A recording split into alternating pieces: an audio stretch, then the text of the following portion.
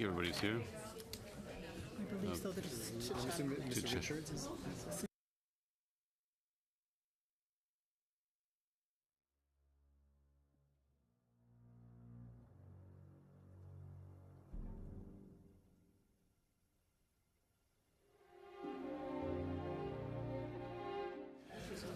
Bonjour. Good afternoon. Hello again, colleagues. Welcome to the afternoon session of this committee. Once again, we have a three-witness panel, one appearing by video conference. I believe Ms. Thomas is in Calgary. So we've got Louis Massicotte here with us, Melanie Thomas, as I mentioned, appearing by video conference, and Caitlin Northam, who is here in the room with us. If you don't mind, I'll begin by giving you a quick overview of our guests' biographies. Louis Massicotte is a professor of political science at Laval University, and he was the first chair of research on democracy and parliamentary institutions at the university, a post he held until January 2011. Dr. Massicotte has appeared before the House in the past as a witness at the Procedure and House Affairs Committee in 2011, during which time he spoke to the matter of seat allocation. He has played an active role in democratic development in more than a dozen countries, the majority of which are located in Francophone Africa. Welcome, Professor Massicotte. Professor of Political Science at the University of Calgary. Prior to this, she was the Skelton Clark Postdoctoral Fellow in Canadian Affairs in the Department of Political Science at Queen's University. Dr. Thomas's focus is on political attitudes and behavior, elections, and public opinion in Canada, with special emphasis on the effects that gender and policy have on these topics. And many of her current projects are funded by the Social Sciences and Humanities Research Council. Dr. Thomas is widely published, with some of her most recent works including a co-authored book chapter titled Women, open parentheses, not, close parentheses, in Politics, Women's Electoral Participation. A co-authored book entitled Mothers and Others, The Impact of Parenthood on Politics, and a journal article entitled Barriers to Women's Political Participation in Canada. So welcome, Professor Thomas from Calgary. And last but not least, we have with us Caitlin Northam, who is a campaigner and organizer of electoral reform at leadnow.ca, a website dedicated to engaging and organizing Canadians on issues of national interest and concern. Ms. Northam has a Master's of Political Science degree with a focus on local government, youth engagement, and public policy from Dalhousie University. Additionally, she has participated as Youth Advisory Group member at the Canadian Commission for UNESCO, in addition to providing assistance and leadership with the Springtide Collective, which focuses on political renewal initiatives, and the Vote Smart Nova Scotia website, among other similar issues. So welcome, everyone. Each panelist will have 10 minutes to present, and then that will be followed by 2 rounds of questions. Alors, dans chacune des rondes, for each of the rounds, each member will be able to have a 5-minute discussion with the witnesses. And I repeat, these 5 minutes include both questions and answers. If we get to the 5-minute mark and you haven't had the chance to answer or haven't had a chance to complete your answer, don't worry. You will have the opportunity to continue and finish your line of thinking later on when you are speaking again. So, Professor Massicotte, please go ahead. Thank you, Mr. Chairman. J'ai publié un livre et plusieurs... I have published a book and several articles in scientific journals on electoral systems.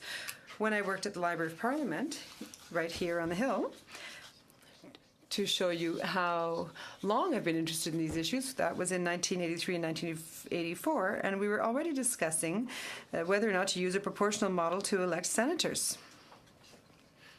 I have appeared numerous times before federal committees for 25 years, as your chairman had told you, and before special committees of the National Assembly of Quebec. In 2005, the government of Quebec consulted me on voting system reform, and my work influenced the design of the model in the draft government bill. I want to let you know as well that I was the secretary of the National Association of Political Science on Electoral Systems and a member of the board of directors of the Canadian Study Group of Parliaments. And I would tell you that I'm more of an electoral engineer rather than an activist, which is to say that I'm used to studying electoral systems in great detail when it comes to operational details and looking at all the models that are available and assessing the political consequences, just to enlighten political choices that must be made by those who are mandated to do so. Should have said, but I'm able to make an audible noise in this country's other official language, and I'll try to answer your questions in the language they will be asked. Alors, plutôt que de mettre l'accent sur les So rather than focusing on highly political issues, such as choosing the best model or how to achieve it, I've decided to focus my presentation on the model I know best. That is the mixed member proportional model. Mixed member proportional MMP model in English. This is the model that exists in New Zealand and in Germany. And this model seeks to offer the best of both worlds, but of course can't satisfy everyone because no model can do that.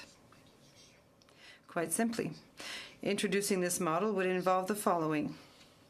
I've got 13 listed, and I could have gone on, but that will do for today. So first of all, it would entail a radical change in the way of doing politics in this country, because it is quite a major change. It is very unlikely that in the future we would see a party win a parliamentary majority on its own. Government coalitions will become, I believe, increasingly unavoidable. But as you know, here in Canada, we don't have a culture of coalitions. Coalitions are frowned upon by politicians and by some Canadians too. Politicians would probably adjust to it, but it won't be easy. Secondly, the introduction of proportional representation will require painful adjustments within established political parties. And significant resistance is expected amongst your colleagues.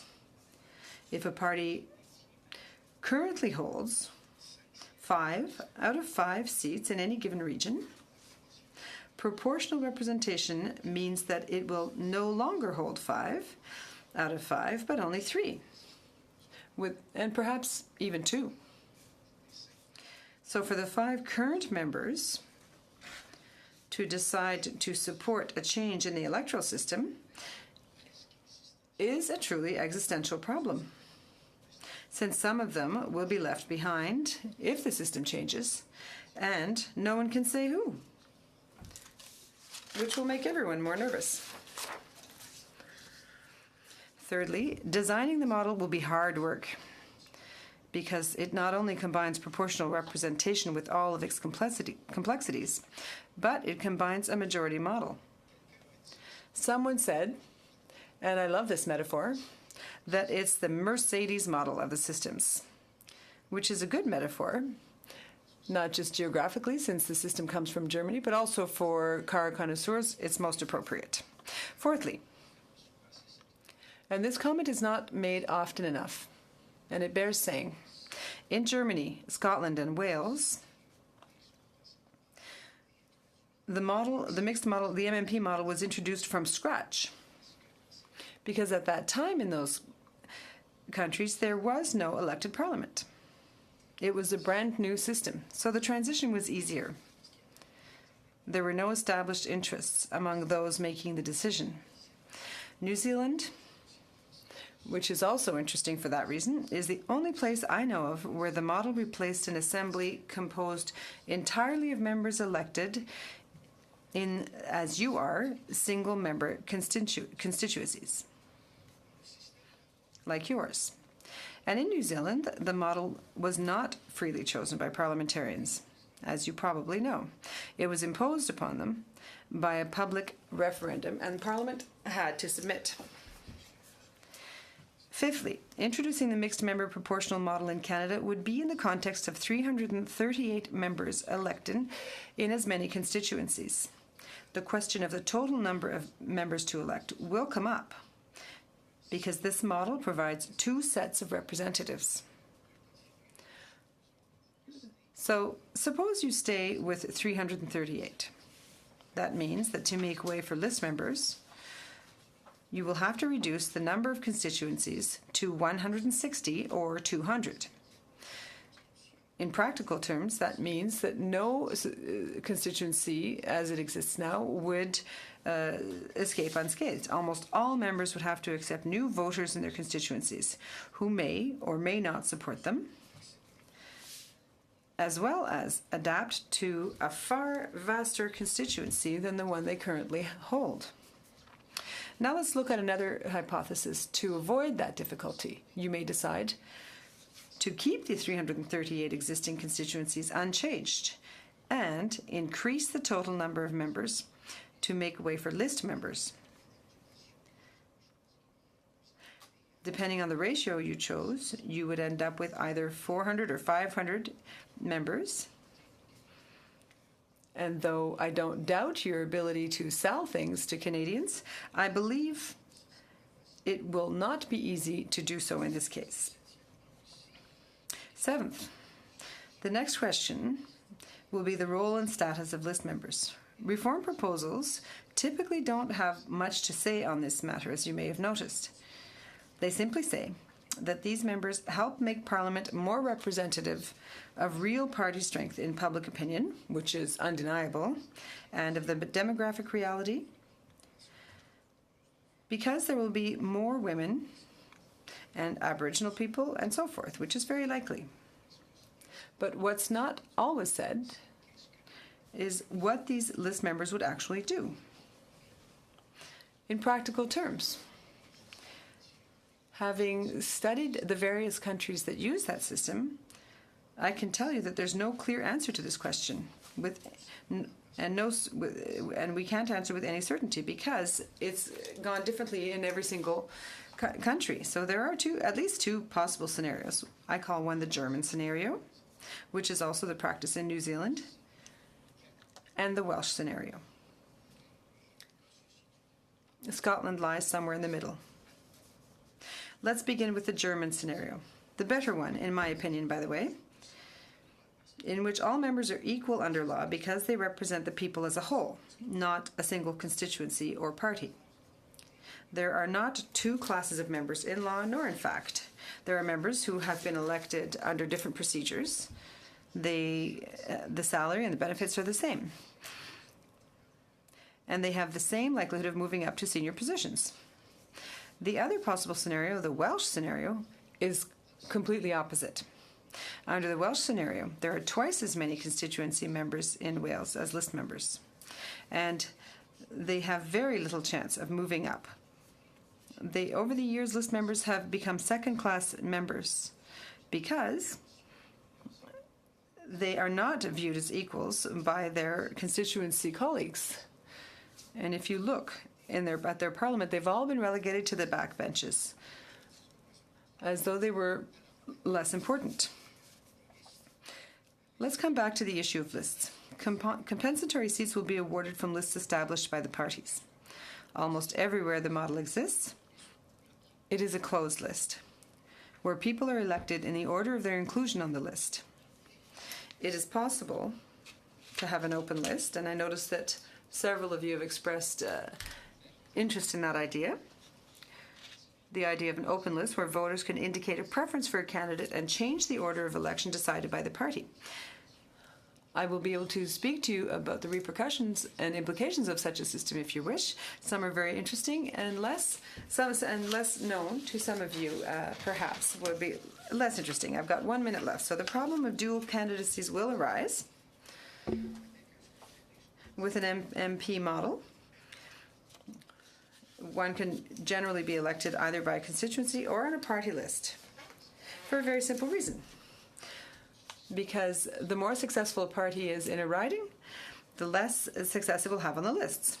So better to play both on both, so that as soon as a candidate becomes a candidate, you don't know what the final result will be, of course, since it's a democracy. But let's say, for example, you think that you are going to be very successful and you run in a riding, it goes badly, you lose in your riding, then you've lost your security on the list, your safe place on the list. Now that seems absolutely legitimate to me.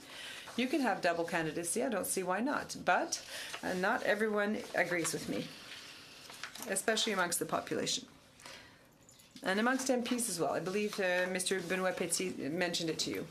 Mr. Massicotte, how much time do you have left? 10 seconds. I can wrap up in 10 seconds. So in closing, I'll just say that it's a federal chamber, so it's a federal house, so it has to take place in the context of provinces, otherwise the creation of an list is not realistic.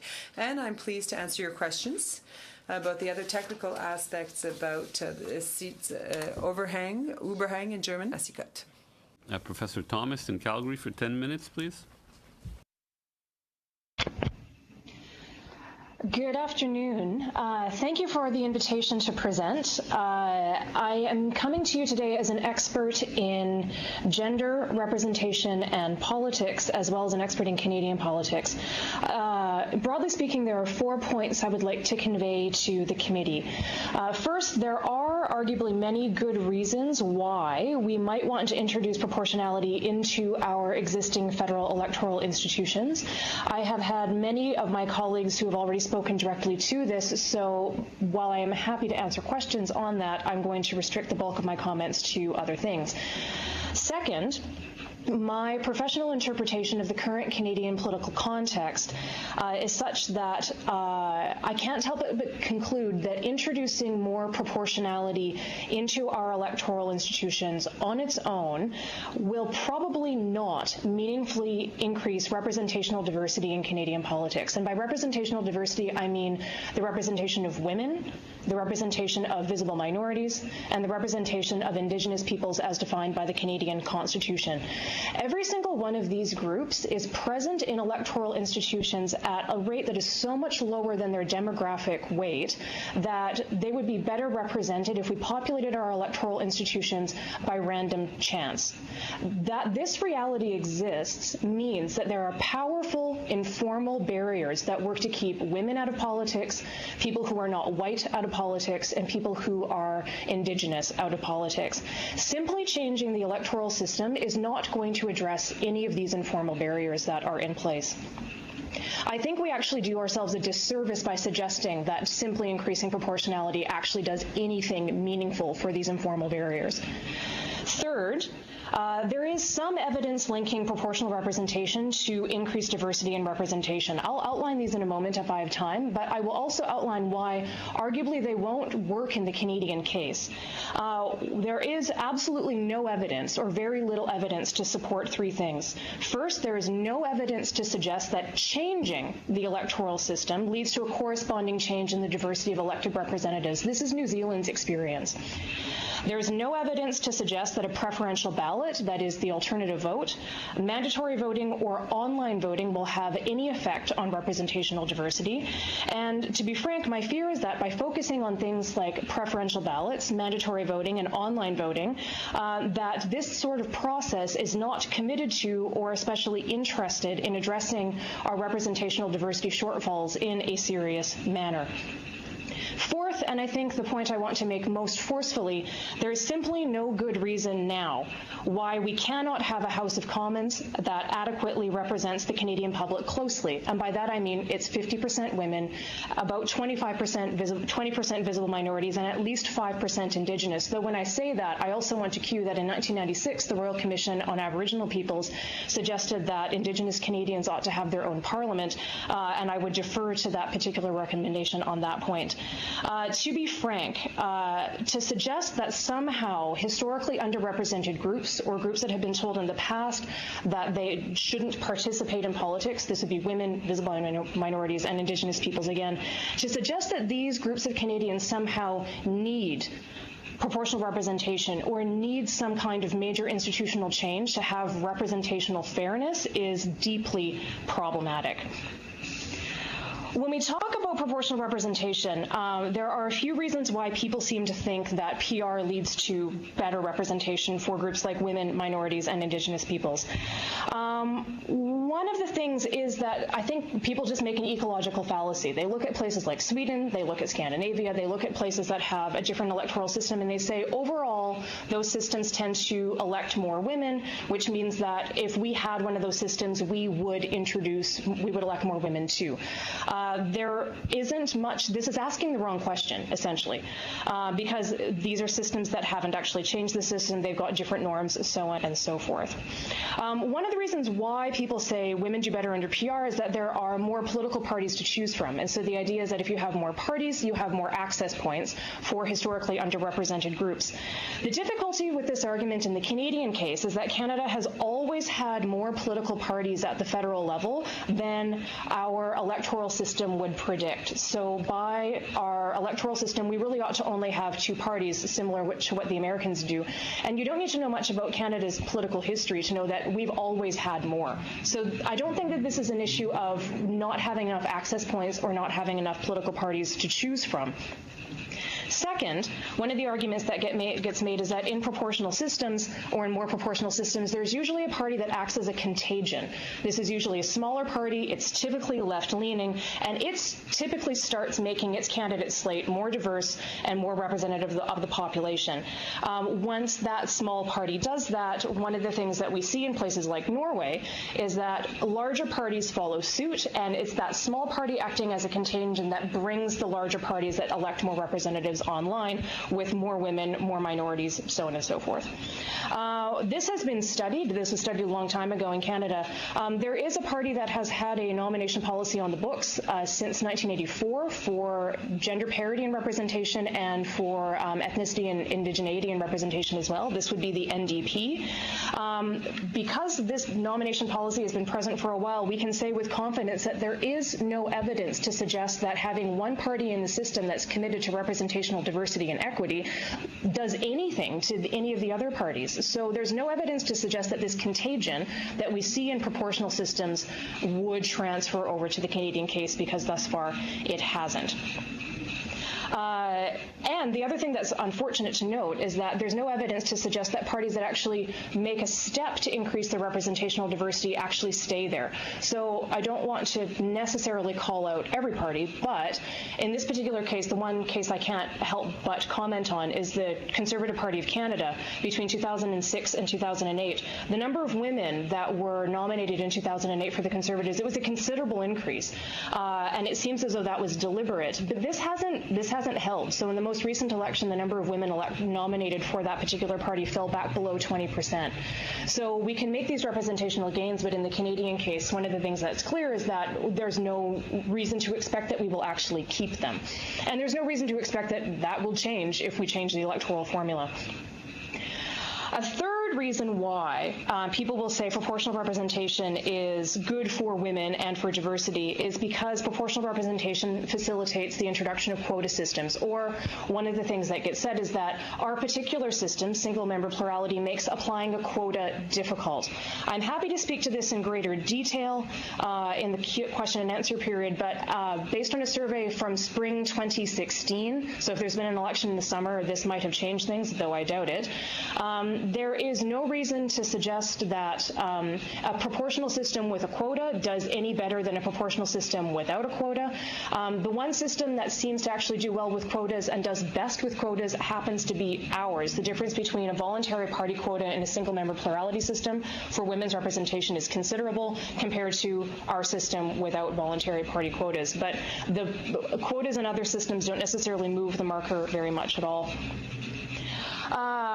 I would like to speak to New Zealand, and I hope somebody asks me that in the question and answer period, because I think their experience is illustrative. But what I want to finish on, though, is what it means for us to have representational equity now. In the 2015 federal election, there were 3 political parties that at one point were at the top of the polls. And so I'm using 3 potential parties that could conceivably win a majority of seats in the Canadian system as my reference point. Any political party that's fielding 338 candidates simply needs to recruit 169 women from coast to coast to coast to run a candidate slate that is gender balanced. I would challenge anybody to convince me that those 169 women don't exist at any point on the ideological spectrum, because I'm deeply skeptical of that.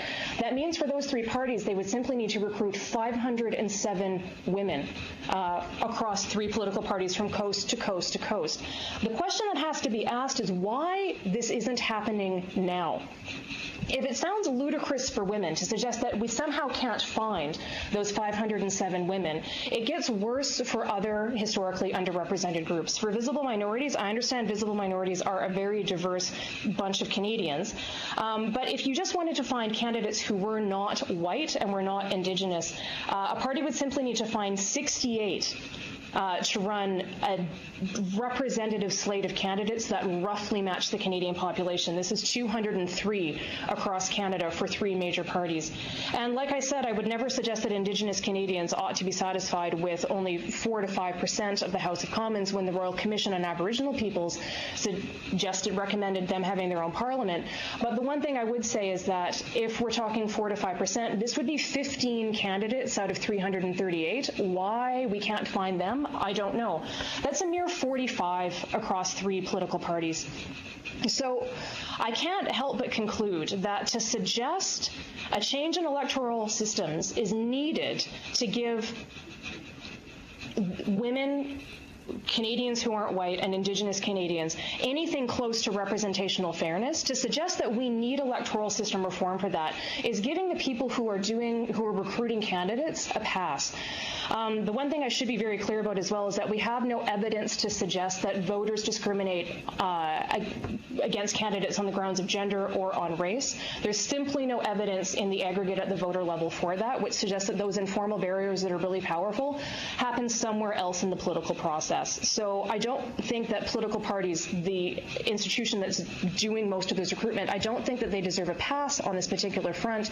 And I will conclude again by saying the suggestion that Canadian women, Canadians who are not white, and Indigenous Canadians need major institutional reform to achieve representation in anything close to fair numbers is completely indefensible from my professional point of view. And as a Canadian woman, I must say that assertion is deeply troubling and borderline offensive. Thank you. Thank you very much.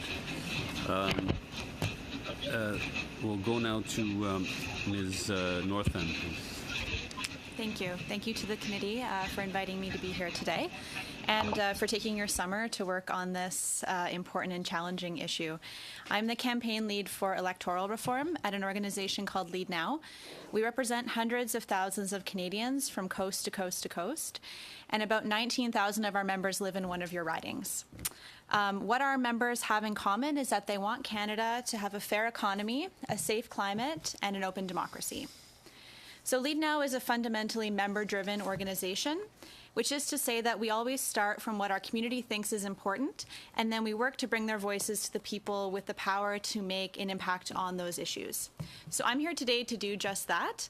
I'm not speaking on behalf of myself, but I'm speaking on behalf of thousands of people who think it's absolutely vital that Canada replace our broken first-past-the-post voting system with some form of proportional representation.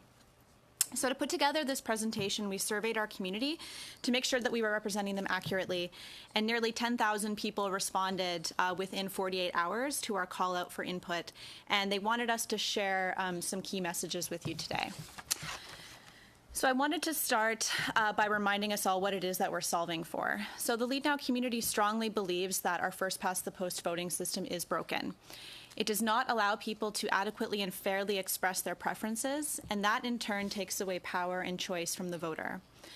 It makes elections a game of riding by riding math and strategy. This is an issue that impacts our relationship to democracy. It impacts one of our most basic rights as Canadian citizens, and it shapes our relationship to our elected officials. It makes it difficult for people to accurately and fairly express what they really want at election time. So the fact that millions of people at each and every election cannot effectively exercise that right is not something to be taken lightly. It's not an unfortunate side effect, and it's something that affected 9 million people in the last election.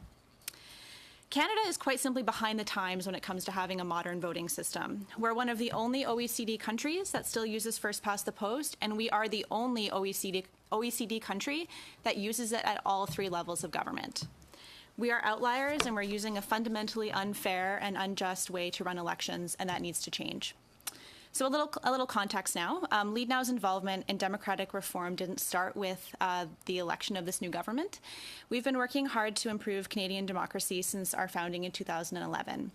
Over the years, we've held hundreds of events and meetings and consultations where the topic of electoral reform has come up time and again. We've made thousands of phone calls, we've knocked on thousands of doors, and we've stood in the snow and canvassed until our pens froze. And we were all waiting for this moment where we would have an opportunity to change. Our campaign for proportional representation is called Vote Better, and so far over 24,000 people have signed on in support. About a third of those people have come from volunteers going to festivals, going out to street corners, talking to people on their doorsteps, and listening to their stories of why we need a fairer voting system. So the reason that we've done this is simple. Our community believes, as I know everyone in this room also agrees, that having an open and transparent democracy is absolutely foundational to being able to move forward and address the really big pressing issues of our time. We need a democracy that's fair, inclusive, and collaborative.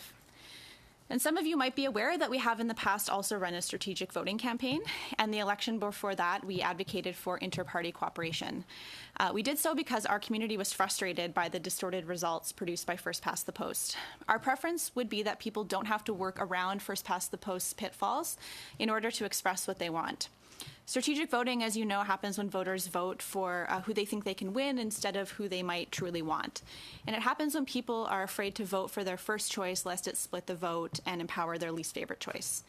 Canadians have been doing it for a long time, and without good local information, they're often guessing at what the most strategic choice actually is.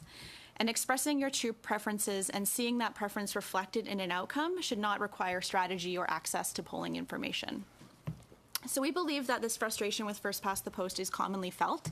I personally have spent a lot of time going door to door for both our election campaign and this campaign in various ridings around Ontario, although my colleagues have done so in other provinces in Manitoba, in BC, in the Maritimes, and I did not encounter very many people who were unfamiliar with the tough choices that first-past-the-post forces us to make. So should they vote with their hearts and accept that it may split the vote in their riding? Should they vote for the candidate they think is most likely to win? Or should they just not bother to vote at all because the conclusion seems foregone? And we know that first-past-the-post can lead to big changes in the power structure of Parliament, even when the popular vote doesn't change very much. So you see situations where parties increase their share of the popular vote only moderately, a couple percentage points, but actually make huge gains in seat count due to how those votes are concentrated in key ridings.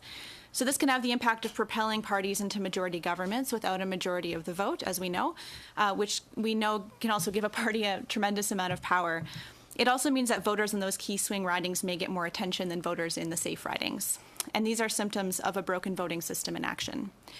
So democracy is not a finished product, but something that we have to constantly refine. And fortunately, one of the things we have going for us here in Canada is that we're a country full of people who really believe in democracy. And Lead Now is is a community full of those people, and this room is full of such people. So the question then becomes, what's the next step? So when asked this question, the Lead Now community overwhelmingly told us they want to see PR replace first past the post.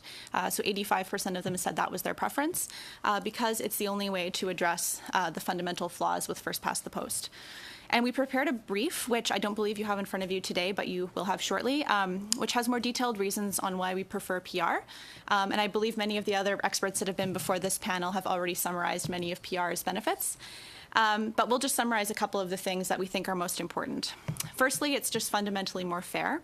First past the post is what's known as a winner-take-all system. It gives the people who did not vote for the winner no voice. It also creates wild distortions in seat count to the point where governments often receive majorities without a majority of the popular vote, whereas PR would make every vote count, give voters greater choice without having to resort to strategic voting. And whether you're a Conservative in downtown Toronto or an NDP voter in rural Manitoba, you do deserve to have your voice heard. Secondly, it is more inclusive, and we have seen some evidence that it is more diverse, although I appreciated Professor Thomas's comments on that today. We feel that it would help to prevent parties from focusing only on the regions of the country which are seen as winnable and instead produce policy that considers the entire country. And thirdly, it's collaborative. It would make make politics less of a zero-sum game and force parties to work together across party lines to address those big issues.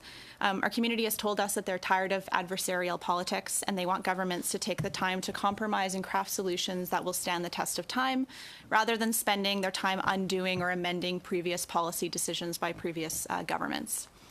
So I would just end by relaying our appreciation and thanks of our community for taking on this issue.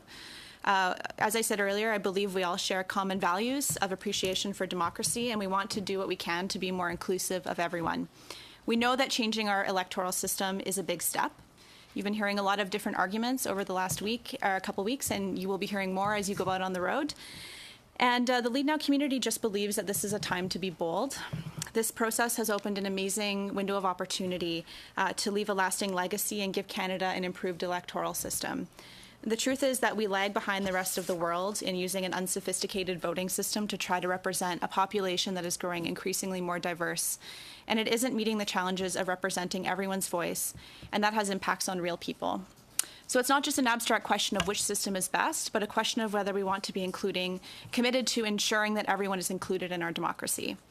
And there is clear evidence that PR is the best way to rectify that problem. So I just wanted to end with a quote from one of our community members in Toronto who wanted us to share this message with you. Political systems evolve. Let us not assume or be lulled into the belief that our system is a static and finished or done project. Rather, let us always and continually find ways, sometimes small or sometimes major, to better manifest democracy and representation. Let us never fear new ideas. Our current system has shown its flaws, and it would be irresponsible not to try something new now. Thank you. Thank you very much. I have a feeling we're going to have a great discussion this afternoon. So we'll have Mr. Aldag lead off that discussion, please. Great. I'd like to thank all of our guests today for the excellent testimony, and I believe this is actually the first time that we've had more women witnesses at a session, and so that's great to see. And with that, I'm actually going to start with discussion with Professor Massicott. And I know that the questions are going to go around, and there's been great information. But when I was following through in your brief, there were three pieces that jumped out at me. And the first one was your very first point where you talk about not having a culture of coalitions here in Canada. And I would say that, as I've been out talking to constituents, that has really come up, that people are afraid of the idea of minority governments and even more so of coalition governments. And I would just like your thoughts on this, you've identified as an issue. How much of a barrier to moving forward to this kind of system would the Canadian culture, would it pose?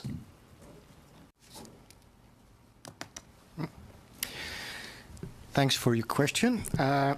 Yes, I said that Canada does not have indeed a culture of coalitions, in the sense that just think, for example, I will cite two examples. In 1999 in Saskatchewan, the NDP government, the incumbents were reduced to a minority status, and a few Liberal members decided to go into coalition with supporting the NDP government. And I understand that what follows is that these gentlemen were both expelled from their party and treated as traitors. The second one I will mention, and of course some of you have recollection of this, is the 2008 coalition dispute or crisis, depending on the versions, that for some people, the very idea of a coalition was something totally immoral. When I say that we don't have a culture, we had practice of coalitions in the past. This is forgot. I don't know if this has been mentioned in your proceedings, but Ontario had a coalition government under Ernest Drury in 1919-1923. It lasted a full term. Manitoba had a coalitions under Bracken and his successors from 1932 to 1950 or 51.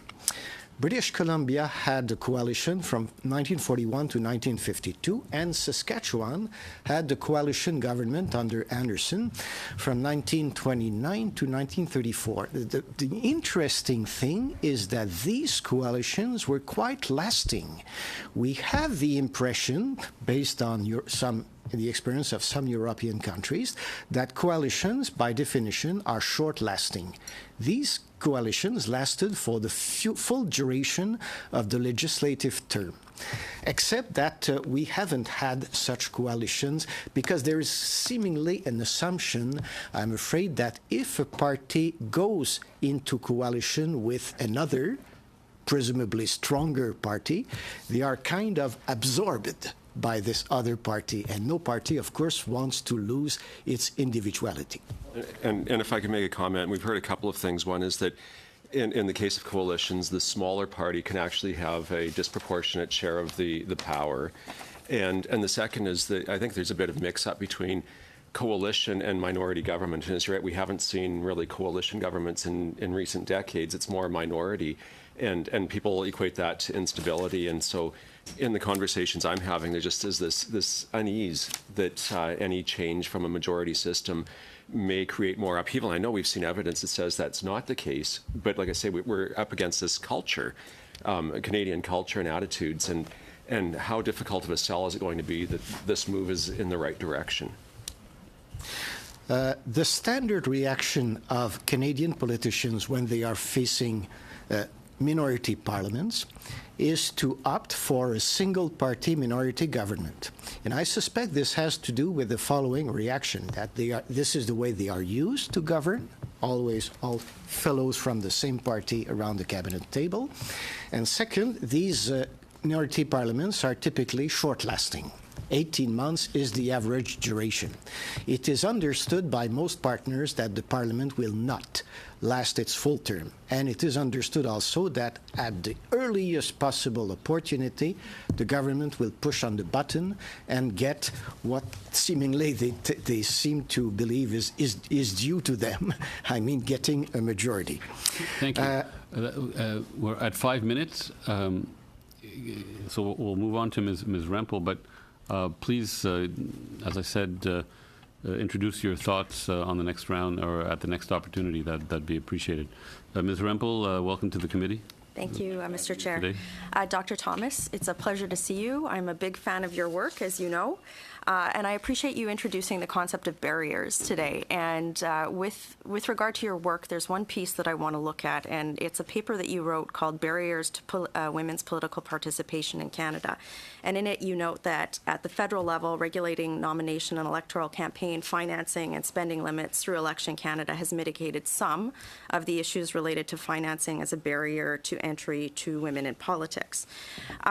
But since we have a young woman here who's very passionate about the democratic system in Canada, I'm just wondering, Ms. Northam, if you would agree that fundraising can be a barrier to underrepresented groups in Canada. Yeah, I'm not, honestly, I'm not an expert on that topic, but yeah, absolutely, I can see that being an issue. So one of the barriers that I wanted to bring up today with regard to this committee's examination of changing our political system is the political financing situation in Canada. Right now, I think we have a very strong system in that we have capped individual donations, we've banned corporate donations, we have spending limits. When we compare the Canadian system, especially to what's happening in the U.S., I would argue that our system is pretty good. But there's one thing that concerns me, in that there's a significant loophole in this process. In Canada, an individual corporation or group can register as a third party for election advertising purposes and then make expenses to, quote, promote or oppose the election of one or more candidates. So as opposed to the laws for financing political parties of candidates, corporations can spend money on elections via this route, and corporations can therefore influence candidates. There are also no limits on the donations a group can receive from an individual. Individuals can therefore, in effect, exceed their political spending limits and influence candidates. Further, a third party has to register with Elections Canada only once an election is called, which makes it difficult to track the activities of these groups with regard to their influence on our electoral process. Also, they only have to report donations that came in during the 6-month period prior to election, and there's no requirement to state which candidate a third party promoted or opposed, making it difficult for the public to know if members of Parliament are compliant with ethics guidelines on conflict of interest. And in the 2015 general election, over $6 million was spent by third parties on election advertising. And to put this in perspective, the entire spend of the Green Party of Canada on the election was $3.9 million. There's examples where individuals have given a large amount to an electoral district association, registered as an individual third party, and then spent considerably more on opposing or promoting a particular candidate in an electoral district. So for me, this is a concerning loophole in this whole barrier situation. So I would ask both Dr. Thomas and Ms. Northam, given that there's agreement that this is a potential barrier, if you would agree that one of the recommendations out of this committee should be that there should be tighter and more significant mirroring of federal election financing laws for political parties to third parties in order to reduce this barrier. And with the time I have, I'll go to Dr. Thomas first for a yes or a no.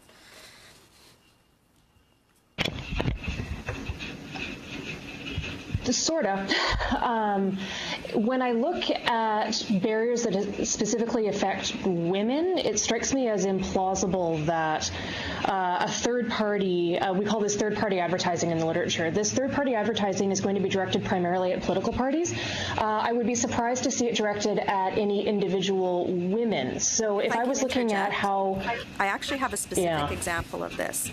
So in Caribou-Thompson River, there was only one woman candidate running, yet the example that I gave where a woman, she gave $400 to a specific electoral district association, which didn't have the women running, but then she registered as an individual for a third party and donated $2,300 approximately to her third party entity, and then spent that entire amount promoting or opposing a candidate, which wasn't her. So there's actually one, I'm sure there's many more specific examples showing where that actually does impact a woman. So, but that's going to be secondary. Most third-party advertising is going to be directed at a national campaign that would be geared towards parties or party leaders. Now, so this is why I'm skeptical that this is the thing. Moment. Because I have such little time. Well, actually, you do have little time, and so perhaps we could. I'd like to actually answer the question. No, absolutely. Okay. We're pausing. We're not going to count this as time. If you could answer, I would also like to give Ms. Northam an opportunity, and so we'll be a bit generous and flexible. 10 seconds, right? Well, we'll be generous and flexible. Okay. You'll probably get more than that. Okay. But not for. I mean, you won't. Anyway, whatever. Let's just do it. Okay, please go ahead. So I would not say that this is the thing that keeps women out of politics. That said, I am going to be broadly and enthusiastically supportive of many things that restrict or regulate campaign finance. So the stuff that you're talking about, I mean, I would put my general elections hat on and say, sure, regulate that. I would support it. But is this the thing? Is this the big informal barrier that's keeping women and visible minorities out? No, it's not. And so suggesting that this is somehow it is, I think, distracting from that 169 number. This is not the excuse. Okay. It's just not. Do you want Ms. Northam to? and I want to clarify, I don't think this is the be-all and end-all, but I know that one of the barriers that often prohibits women from running is the fact that, you know what, they don't have the same networks perhaps that their male counterparts do to raise funding, and that's my concern. So just with regard to the comment on most of the funding being directed towards general election campaign expenses, we're really running out of time yesterday. here. Actually, it was close to $1.2 million out of that total that was spent on specific ridings. So it does make a difference. And Ms. Northam, Okay, Ms. Northam, very quickly, please. I just have a quick comment. It's that, we're member-driven organizations, so, and this is not an issue we've engaged our community on specifically, so Okay. I can't make a comment on behalf Thank of you. Monsieur Boulris. Merci beaucoup. Thank you, Mr. Chair. I will start with you, Mr. Massicotte, because a bit earlier today when we were talking about alternative voting, I made an analogy of wanting an electric car and getting a pickup. But now I'm saying that your mixed proportional is a Mercedes. That is a choice that was not on my list. And it's more representative of the reality of parties, which is a value that we in the NDP support. You are an electoral system engineer, and you are a specialist in some countries like Germany. And I know that change can spur a lot of uncertainty. But a voter in Germany who goes to vote, how does that process work? And then, once the result is translated into seats in Parliament, how in general do the parties work to form a stable government? Thank you for your question, Mr. Boulris. So how do they vote? It is a ballot that is similar to ours, except there are two options on it.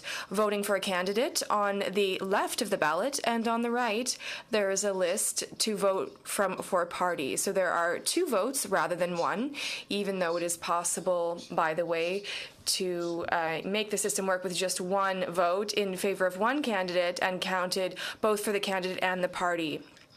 How do you form a government? That's a little bit more complicated. The results are not long to come out. I am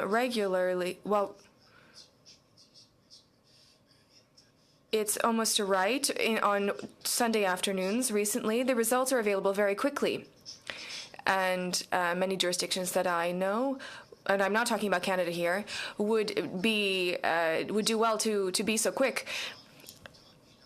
That evening, the results are out, and negotiations begin between the political parties. Sometimes political parties will announce their intentions in advance, sometimes but not always, simply because we don't know what will be the result of the vote. For example, in the last federal election, the Liberal Party's elimination was not predicted, so there's negotiation between political parties. The head of state does not play a role, and depending on the circumstances, after a month or two, more than 2 months is rare, an agreement is reached, which is quite a long, complex document, which is the fruit of negotiation between the various political parties who are ready to form a coalition.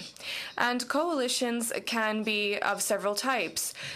So perhaps the CDU will ally itself with the Liberals, and then the Social Democrats will ally with someone different. And the Christian Democrats now, I believe in 2 places, are allied with the Green Party. The circumstances forced it. And so we've already seen socialists ally with the Liberals in the past. The Link, which is the extreme right, is in a coalition, is not very often a coalition partner, but in East Germany is now considered acceptable. Ms. Thomas, I would like to take a moment to ask you a question. In the NDP, you know, we have a concern about women's representation in politics. We were very proud to be the party with the largest number of women on their list, with 43%, but I would say you are right in terms of barriers. They are outside of the voting system or the institutions that make female candidacy more difficult. I myself have tried to recruit candidates, and there are many things that can factor in. to improve women's participation in politics. It's perhaps more due to socioeconomic factors. We have a colleague, Kennedy Stewart, who tabled a private member's bill to encourage or force political parties to present a greater representation of women in their candidacy. It's not the only solution, but do you think it's a type of incentive which was presented by our colleague Kennedy Stewart? Do you think that's a good idea, or should we favor other things to encourage greater participation of women? Currently, the Canadian Parliament has only 26% of women. We are 62nd in the world. That's not a very good result. For me, I would always say that at this point, because the numbers required to achieve parity are so small, that individual level barriers are not the problem. This means that we actually have to have an institutional solution. And so I've spoken with Jeanette Ash, who's a colleague of mine in another institution, she's a researcher colleague of mine, and I believe it's along similar lines as this particular bill that you've mentioned. I would support penalizing parties on their election reimbursements if they cannot field parity slates. So as we know, political parties now, a great deal of their election-based financing comes from campaign reimbursements. So you spend a certain amount and you get 80% of it back. That should be, in my view, docked, depending on how few women or visible minorities a party can field. Something tells me that if you tie diversity to the money, parties will solve the problem overnight. Okay, thank you. We'll go to Mr. They just will. We'll go to Mr. St. Marie, please, for 5 minutes. Oui, mesdames, messieurs, bonjour. Ladies and gentlemen, welcome, Mr. Massicut. I was very happy with your presentation, particularly at the end, where you explained where if we had a mixed member proportional system, the list system should go by province. I am very sensitive about this, and I wish to protect the rights of the Quebec nation. And you said, well, we need to go by province. In your opinion, would there be other mechanisms to ensure the protection of the Quebec nation? At first glance, I don't think so. I believe that it was never seriously an issue. It shouldn't be one anyway. Would never be a national list, and I'll explain why. We are a federation. And look how federations work. In Germany, there is no national list. It was already mentioned. The parties in all insisted that they be the ones that to prepare the lists in a federal country. It is not possible. Well, it would be much more difficult to have a national list. In your opinion, if we had such a system, the list should be established in each province. In each province, yes, that is the practice, and it is quite common. Thank you. Now the committee is meeting. We will do a tour of Canada. We will table a report in December. And for the next election to have a different system, everything must be passed and voted on by next May. In your opinion, with the experience that we had in Quebec, is that realistic? Quebec did not pass reforms, so it is difficult to say with what speed that can become a reality. But I believe that the Chief Electoral Officer is much more qualified than I am to answer that question, because he knows all of the mechanisms required and all of the work that must be accomplished to make the change. I believe I understood that he said that the current timeline is realistic, but I trust in his expertise on the matter. Hypothetical question. Let's say that a party that is in second opposition says that they want to change the voting system, and they arrive at a large majority. Do you think that they will make the change to the voting system? Let's say that we start preferential voting. What do you think of preferential ballots with respect to the current system? That's the minimum change you could make. For example, that means that ridings will remain the same. The ballot will remain exactly the same as what we have right now. The only thing that change is the way that you mark the ballot, and secondly also the results will be longer coming. You heard about perhaps the Australian election, and you also spoke to their authorities. They must have told you, well, I was traveling, but I thought that the result was slow to come out. I think it'll take a little longer. And now, with respect to the distortion effect on as compared to the current election, I think 0%. That's been well established. The majority, an absolute majority, given the plurality of voices, both are disproportionate in their results. I even saw some studies that concluded that the majority, the first past vote, is even more disproportionate rather than the plurality of votes. What you do gain, and that's even more important, is that the winner has over 50% in the riding. Do I have any time left? Yes. Then I would ask the second witness the question too. What do you think about? What do you think? Can you repeat again? Sorry. If it was a ranked ballot, a preferential voting system, what do you think? Really, that proportional representation is the only system or family of systems that will address the core issue that they have, which is that distortion of the overall results. And we do know that alternative vote or preferential ballots will not solve that problem. So. Donc pour vous, c'est pas un mode intéressant. So you don't think this is a good model to choose? It's not what we're advocating at this point, no. Et puis pour Madame. And Ms. Thomas, what do you think?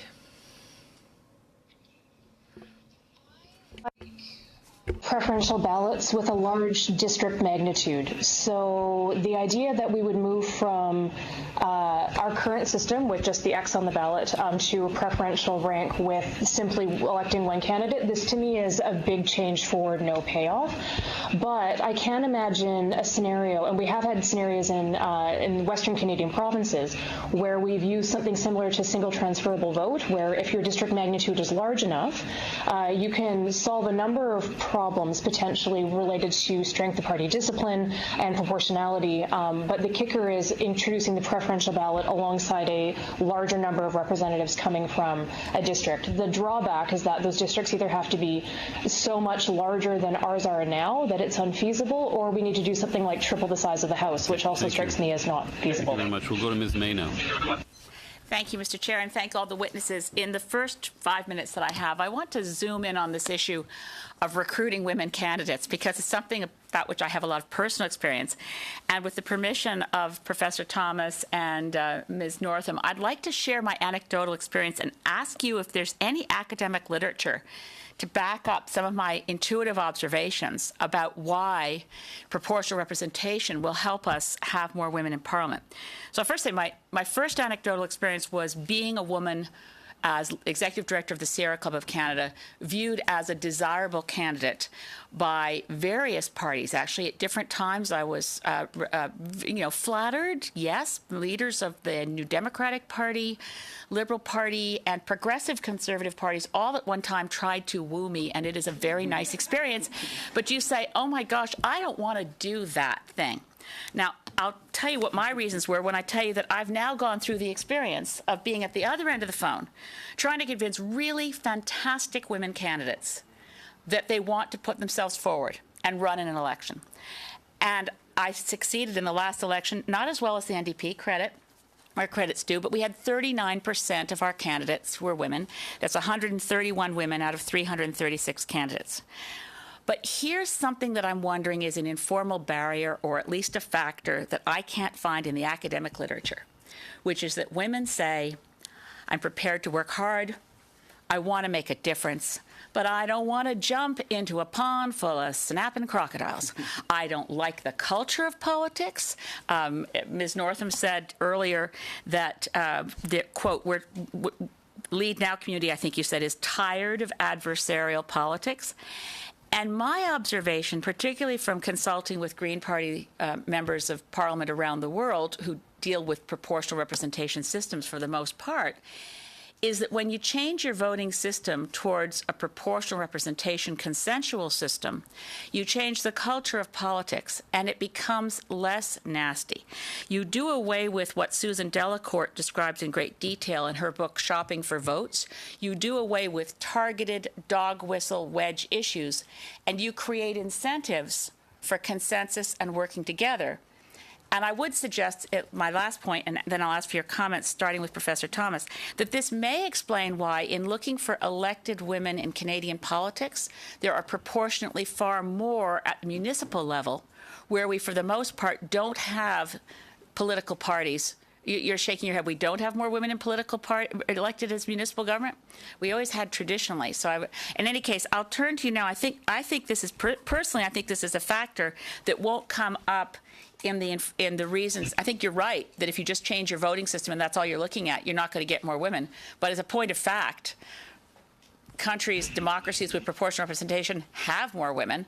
And personally, from my experience, I think this could be a factor. And I'd like to know if there's any research on that. So I'll go to you, Professor Thomas. There is some, but it's not necessarily in the direction that people assume that it is. And so the first thing I would say is that the snapping crocodiles, I like phrasing it that way, whether or not snapping crocodiles is something that keeps women out of politics. I've never seen that as a particularly gendered thing. I think the nastiness that some people see in politics keeps a lot of sensible people out of politics, be they women and men alike. What's more likely to affect women, and this is something we don't where... how to take that. But anyway, go ahead. Sorry. Well, I mean, but some people just like the cut and thrust of politics and are prepared to deal with the context in ways where other people are more like, I'm doing important work here and I don't necessarily want to, right? What bothers women more now, and this comes up routinely in my classes, and this is why I say we're on it when we're trying to study this, is what the internet and social media do, because this gives a lot of misogynistic, really gross voices a very large microphone, and it's very unpleasant and it's very violent. So we're on that. It's one of these things that it's emerging because we have more women in executive positions, especially as premiers in the provincial level, and so that's giving us the data that we need to work on this more systematically. One of the things I will say about consensus politics, though, is that there is an excellent study done by Tally Mendelberg and her colleagues at Princeton that notes that if you operate under consensus rules, women's voices never actually achieve parity in terms of men. And they look at things like perceived competence, perceived leadership, actual numbers of speaking times, and number of times they were rudely interrupted by the men in the group. And it doesn't matter how many women you have under consensus rules, you don't actually hit parity there. Where you actually do hit parity is when you have majoritarian rules with a supermajority of women. This is an experimental study, so generalizing from that into an existing set of political institutions is something I would not do. But one of the things I would also say, like the local politics myth, is that there's this idea that local politics is really friendly for women, and I live in Calgary. Calgary City Council is not a friendly place for women. It hasn't been for quite some time. I don't think it will be anytime soon either. This idea that local politics is a myth is, it's just consensus isn't necessarily the thing that solves the sexist problem either. Like it seems nice, but I don't think it solves the problem. We'll go to Ms. Romanato now. Thank you so much, and I'd like to thank my esteemed colleagues for their presence here today. Professor Messicotte, we heard from Broadbent Institute yesterday, and they had done a study with respect to what people thought about the voting systems and what were important to them in terms of their values. And 51% of those polled said that a stable majority government was important to them. Now, in your brief, you've talked a little bit about the fact that it's very unlikely that in the future we'd see a party with a parliamentary majority on its own if we were to adopt an MMP policy. And so my concern would be, rather than giving the voice to Canadians prior to an election, backroom deals would end up happening after the election to create these coalition governments. So there's a concern there that is directly in conflict with what the needs of Canadians are. And you also mentioned a little bit the changes to constituency constituency or ridings, either they'd have to drop so that the capacity of an MP to actually serve their constituents when they have that much more than they currently do, and or increase to between 500 and 675 members, which I think Canadians would not agree with. So I'm just a little concerned. You've been very honest about some of the pitfalls of MMP, and in your thoughts on this dual candidacy. If somebody loses an election but still ends up being a member of Parliament, I think that is completely unacceptable. And I'd like you to talk a little bit about that. How much time, Mr. Chairman, do I have left? I'd happily give you my next 5 minutes if you'd like. Oh, you've got plenty of time. You've got plenty of time if we're not even at the 2-minute mark yet. Yeah. The preference, I think... Oui, d'accord, merci. Alors, écoutez, Please go ahead and answer in French. Yes, well, intuitively, I do get the sense that people prefer majority governments. And I think that with a proportional system, whichever one is chosen, we probably wouldn't have one. Very simply because if you look at our electoral history since 1921, you can count on one hand the number of times the party managed to get to the 50% threshold. Mr. Mulroney in '84 was the last one. So that was quite some time ago. So yes, we will have to get used to coalition governments. Can they be stable? Can those coalitions be stable? I think that it's simply that they are made up of several political parties. The Prime Minister's authority within the political system won't be as strong because within the cabinet he's going to have to deal with, he or she will have to deal with the members of other parties who have a certain amount of power in themselves. So it's not like the current system in which our Prime Minister has an enormous amount of power. Some people even describe it as a quasi-monarchy. Now, it would be a major change, of course, but I would like to specify this. If I did comment on all these difficulties with the MMP model, it was not at all to discredit it. It's simply because, having studied this model theoretically, I also lived through the consultations in Quebec and in other provinces, and we realized that from a technical point of view, certain things seemed very ingenious to us. Double candidacy, to some people, seemed something abominable. And the classic expression was using the back door after the front door was slammed in your face. So I can tell you that in several countries there is no problem with dual candidacies. New Zealand and Germany understood it quite well and accepted it. Chancellor Kohl, who I didn't have the chance to quote, I think he was the longest sitting chancellor.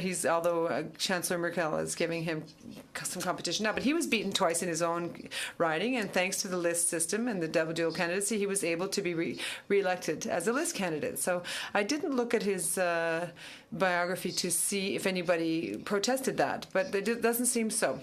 Another thing about dual candidacy that we saw in Quebec was that members, and Mr. Petit mentioned that, many members, beginning with Mr. Petit himself, were terrified of seeing someone that they had beaten in their own riding across from them, because to them that was a threat to their own grip on the riding. That's not what one sees in Germany, however. There is a long-standing tradition of collaboration and consensus there, which I suppose dates from the post-war period. It wasn't very pretty what took place there before the war. But because they'd gone through very difficult experiences, because they had experienced the horrible consequences of hatred. Before the war, politics in Germany was extremely polarized, and now it has become a country that operates almost nearly completely on consensus. This is for Professor Thomas. Professor, back in February, you were quoted in a newspaper article indicating that you thought that it would be inadvisable for the government to move forward with a new electoral system unless it had been approved in a referendum. Is that still your position? My position remains that we have a map outlined from several provincial governments, British Columbia and Ontario being the notable standouts, where citizens have been actively involved in the process. And I would expect that anything dealing this closely with a democratic institution would follow that kind of citizen engagement model very closely. So the model used in Ontario and BC was a citizens' assembly, which chose and designed a model which was then submitted to the people in a referendum. Is that two-step model what you think would be the best thing to do? Not as it proceeded in British Columbia and Ontario. I like the Citizens' Assembly part of those procedures, but there were problems with those referenda. So I don't see the point of subjecting the Canadian public to a referendum when the rules would be stacked against it to fail. Right. So in that sense, I'm not going to sit here and endorse referendum versus not. I'm going to be honest about what I thought about those processes. And in both those cases, I thought the Citizens' Assembly and that kind of engagement process was great and exactly what I would like to see in a democracy. But those referenda were certainly open to critique on a number of democratic grounds. And so I wouldn't give a blanket endorsement to that kind of thing in this particular context. Right. No. Back when those when the British Columbia one, the former of the two, was underway, I remember writing myself on the subject of the way in which the referendum had been structured and the difficulty of essentially a first-past-the-post choice on something that where multiple options were available. There was certainly strategic voting in that referendum on the leader of the Green and NDP parties, for example, both voted against the STV model because they favored MMP and thought that they'd have a second kick at the cat if they just rejected the proposal. But an alternative model was used in New Zealand, in which multiple models were put before the people, and that did result in change to the system. I think there's some evidence that was also designed, at least the initial referendum in New Zealand, to produce a different result, but it was unsuccessful and the change did occur. What do you think of that kind of model? So one of my, I like the New Zealand model where the initial reform is one where voters, it's more than a yes-no option. I like that. What I like more about New Zealand is that they follow it up with several other referendums to see if people actually like the change now that they've used it. And so in New Zealand, they've consistently said that they support the change and they're liking it more over time. There's a second question that's involved in that, and they say, but if you do want change, what would you like to revert to? And the single-member plurality system is the choice of, if we are going to change again, we want to go back to the old way. My main problem, and this is not reflected simply by just endorsing New Zealand, the main issue with what happened in British Columbia and Ontario is that a threshold that would is the requirement for a supermajority. And so this is a question that Canadians, I think, often ask in any number of contexts on questions that get put to referenda is how much of a majority is enough of a majority? Is 58% enough? I would have said so. And by that case, both British Columbia and Ontario would have probably changed their electoral systems had that threshold been okay. And so part of the question is, sure, how do you ask the question? But the other question is, how much of a majority do you need? And that's an open question that ought to be subject to political debate, I think, in each context where the public is going to be asked a question like that. No, if you asked me, I would have said 50% plus one. But you're saying 60% was too much, and that was why you say it was set up to fail. I think that's why you said it was set up to fail. But you may be, I think I'm hearing you say that you may think that 50% plus one is too low. Is that correct? As Canadians, we already had decided coming out of the 95 referendum that 50% plus one was something that we didn't endorse in some contexts. So we can't have our cake and eat it too, right?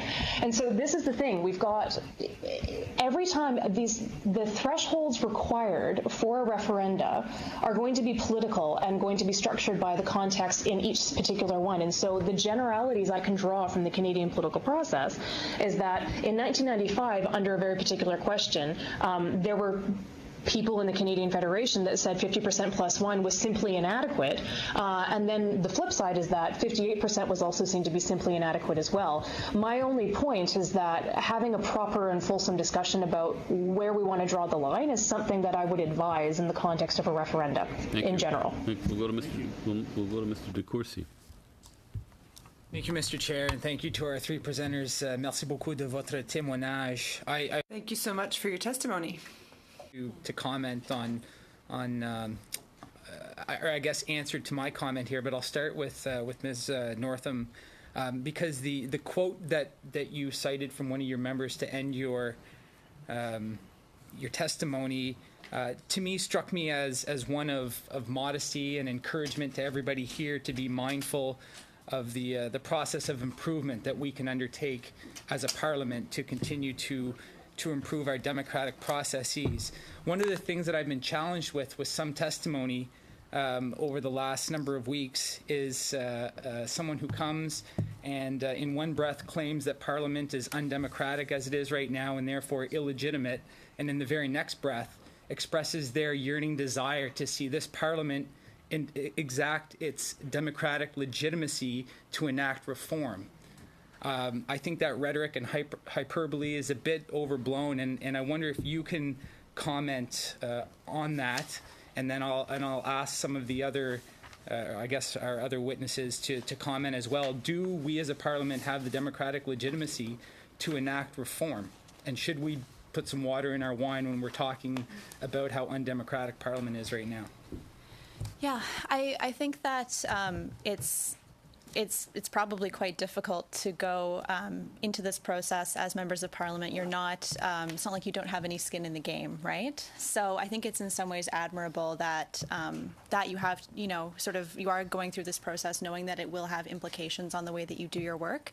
And I think that our community is, I mean, where there are, you know, many instances where people do feel well represented by their members, and what we are speaking to are those members that, you know, don't have that opportunity to feel represented by their members of Parliament, where, you know, they voted their entire lives for 20, 30, 40, 50 years and have never, you know, had a representative that they voted for, or have, you know, continually watched the vote split in their ridings.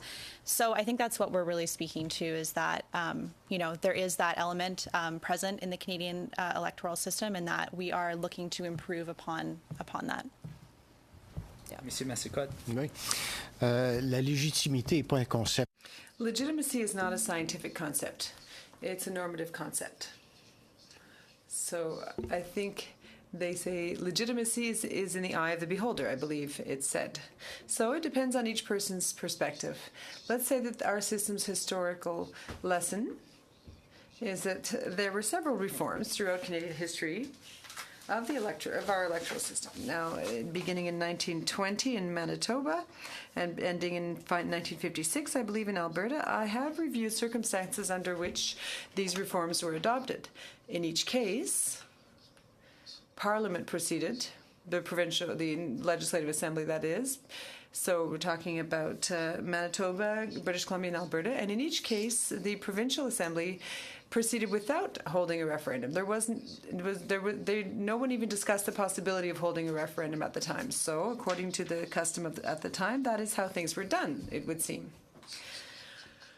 Those are my comments as to whether or not Parliament today has the democratic legitimacy to do so. Well, we live under a representative democratic system, and there is no legal obligation to hold a referendum. However, it may be that what one can do legally may be perceived as illegitimate by a certain percentage of the population, maybe even a healthy percentage. I might add to that I'm deeply troubled that in the 4 surveys that I examined, many Canadians believe, rightly or wrongly, that a referendum should be held on this issue. The time remaining. Professor Thomas, any comment as to the way that Parliament can proceed with this reform conversation? My understanding is that even if there were a referendum, any change would have to be legislative, which means it strikes me as a bit silly to suggest that Parliament can't, because Parliament certainly can. Parliament has the legislative power to do what it would like to do in a representative democracy, as my colleague Dr. Massicott has noted. That said, I think that what people are trying to tap into is the process by which the reforms are informed. And that's a different question. And that's a much more fundamental question, and that speaks to who we are as Canadians and what we want and how we're talking about the scope of the problem. And so if we're talking about that, this is less about Parliament's legitimacy to write a law to change an institution, because Parliament certainly has the power, and that's that, fair enough. But things that concern me about this are the definition of the problem seems to be rather limited in scope, which restricts the conversation that we're having. And I think there's also this populist element that comes through. Coming from Western Canada, our politics is defined very much by populism, and that's going to color how any decisions or recommendations or process transpires in a regional and a geographical kind of way. So these are things to be sensitive to, certainly, but I'm not surprised that there's critiques of the process, because there are now norms and there's historical precedent for Canadians to be much more active in processes like these that have been conducted in the past. Thank you. Mr. Cullen. Chair, thanks all for being here. First, I'll start with Ms. Northam, then I'm going to go to Professor Thomas. Interesting, just in your opening remarks, how you came to the testimony today in terms of canvassing your members. I'm not sure we've had witnesses yet that have legitimized what they're going to say with their actual membership before they got here. Those that do have it, so that's good. Wanted to take a look at the question of so-called safe ridings versus swing ridings and the attention given. That if you're a Canadian living in a riding that has historically overwhelmingly voted one way for one party, the discouragement to get involved is very high. You talked about, and there's been some contention about this, and this is my question about the so-called wasted vote. So in the last election that we just had in Canada, 9 million votes were cast, and those votes are not represented in any discernible way in Parliament. Some have argued that there is influence of those 9 million votes. From your membership, that connection of power, which belongs to the people and is passed through us, why would, say, a transferable vote system where people are getting choices not be considered as a way to do that? As in like a single transferable vote? Correct. Yeah. No, excuse me, as in terms of the ranked ballots. The ranked ballots, yes, sorry. I think that there's a couple different elements to it, and there's a few different pieces as to why our members find first past the post problematic. And I think one of the reasons is because they are concerned about those big issues. We're a member, like an issue-driven organization, and we're often looking at Parliament as a whole and how it's composed and how those parties are working together to address those issues. So one of the major flaws that they are seeing is a Parliament that doesn't look like the makeup of the country and the people who voted across the country for those specific parties. So I think it is a little bit of like a macro level issue that they have with the way that Parliament is composed. So yeah, I think that's really where we get to the issue with alternative vote, is that it would still, even if you have 51-52% of people vote for a member, you still are you're still not representing 48% of people in that riding. So 51. I guess the challenge, we put this to a witness earlier, is that 51% is comprised of not just first choices, but it may be second choices, it may be third choices. I can't myself. I don't know how I'd feel more satisfied about my third choice having some sort of influence.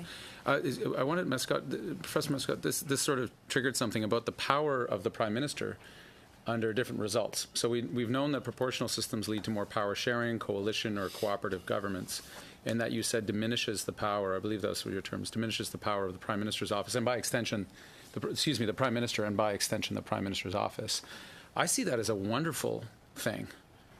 If I think back not just to other countries' context, but to Canadians' context, in those minority governments, when the Prime Minister's power is diminished, when Parliament's power, therefore, is enhanced, we've had some really great policy as a result.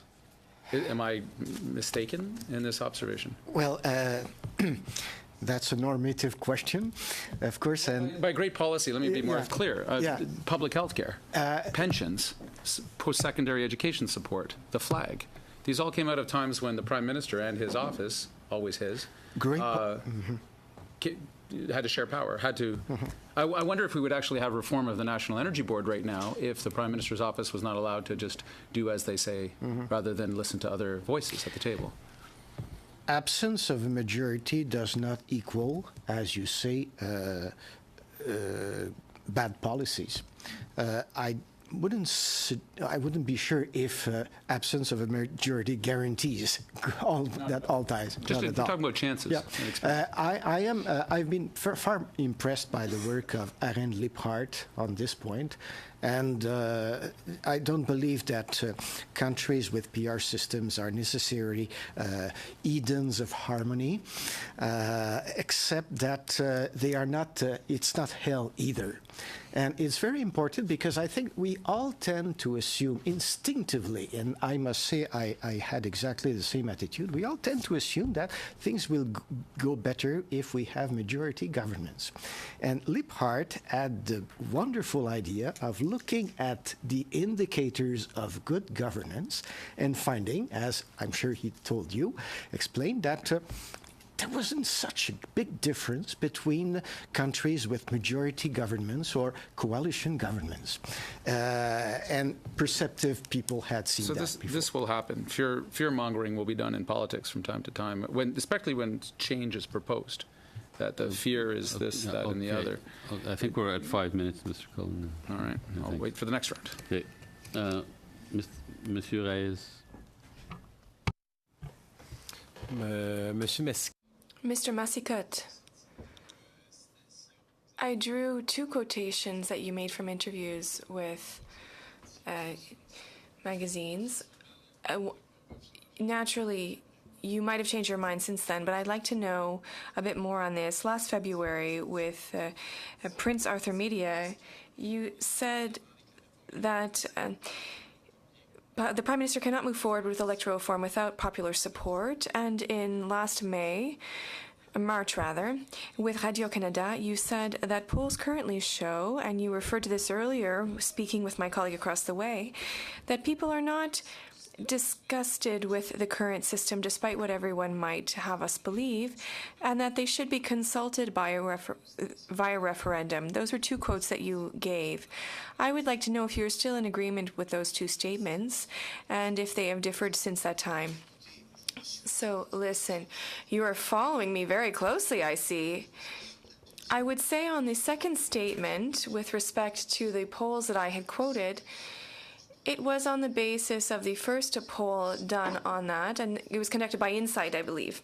And it indicated that 2/3 of people said they were satisfied with the system, and that 2/3 of people wanted, or 3/4 of people wanted a referendum. So it seemed to indicate, and I must say that the other polls done subsequently, particularly by ECOS, shows that Canadians are more torn on the issue.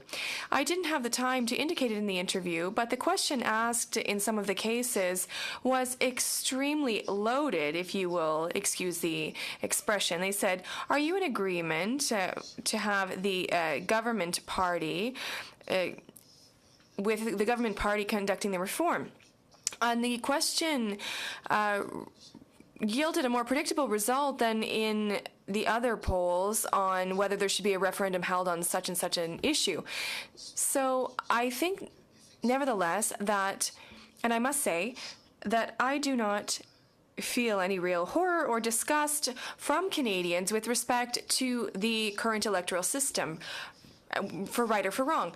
But I don't think, to read the polls, and also intuitively when I talk to my students, when I talk to colleagues, I'm not feeling that type of feeling. I would say that in my riding, when I was talking to people, I didn't get that read either. On a scale of 1 to 10, what would be the interest of citizens to change this type of voting system currently? It's difficult to say because... Inaudible. I wouldn't say that it's a priority issue. That's quite obvious. And you need to note something about the way questions are asked. When you ask people, do you think that the system should be changed, we forget that that the person being questioned may not understand that. Or are we talking about the voting system? I don't really like. Or does it designate all of the electoral system? And many specialists might hesitate to answer that question. So I'm not convinced personally that the desire for reform is very strong right now, or that it's a priority issue for Canadians, but perhaps your committee will draw different conclusions because you will have the privilege to meet Canadians. In the same interview with Prince Arthur, you said that you were favorable to electoral reform, but at the federal level, it's not really necessary in the current context. And when I look at all of the warnings or the explanations on the proportional system that you seem to know very well, we know that the Prime Minister already said that his would be a preferential ballot. A number of people want to change to a proportional system in other parties. Are you still in agreement that at the federal level it would not necessarily be a need to change everything, or that the advantages would be as great as they are inferred? I think that the needs to change are at the federal level are less urgent than at other levels, like in Quebec. For example, there was never a vote in which the opposition completely collapsed. And secondly, and very importantly, there was a succession of wrong winner results in Quebec. Mr. Bouleris also already said that this was unacceptable. I think that it was completely horrible what happened. It was scandalous. And if you would allow me, I don't want to let myself be taken away by passion, but there are situations in which there are two wrong winners, 1957 and 1977, and that in both cases it yielded minority governments that did not have full power, while in Quebec the three historic cases gave 100% of the power to a party that didn't even have a plurality of votes. So we will now move on to Ms. Sahota for 5 minutes. We've definitely been having some interesting conversation. I wanted to preface my questions with a comment. I think from all the testimony that we've gathered, it's quite hard to say that good policy only comes from a certain type of government and not from another type of government. We've had some great things from majority governments. We've had good things from minority governments. We've had failures from minority governments as well. But we do know in Canada, at least, they all came under the first past the post system. So I don't know if it's, you can make that direct link necessarily that changing the electoral system is always going to automatically result in all good policies and collaboration. And then, because we've also had witnesses come before us today that have said some disastrous policies and platforms are coming out of PR countries and European countries right now. And I want to move on to Professor Thomas. You were mentioning, I'm really intrigued by a lot of the research that you've presented to us here today. You were speaking of, I believe it was Norway, earlier on when you were talking about women being elected in that country, and I was wondering if you could elaborate a little bit about that. You kind of, quickly passed over, and I wasn't able to get the facts that you were pointing to. Thank you for your question. This is actually a study that was done in the 90s by Richard Matlin and Don Lee Studler. They're two Americans, and they were comparing Norway and Canadian provinces, actually, to see whether or not small parties that introduce a greater number of women in their candidate lists or as part of their candidate profile, whether or not they act as a contagion to get bigger parties to kind of force bigger parties to diversify the kind of candidates that they offer the voting public. And in Norway, they they find under that particular system, under those constraints, that they did find evidence of that particular effect, but they didn't find similar evidence in Canada.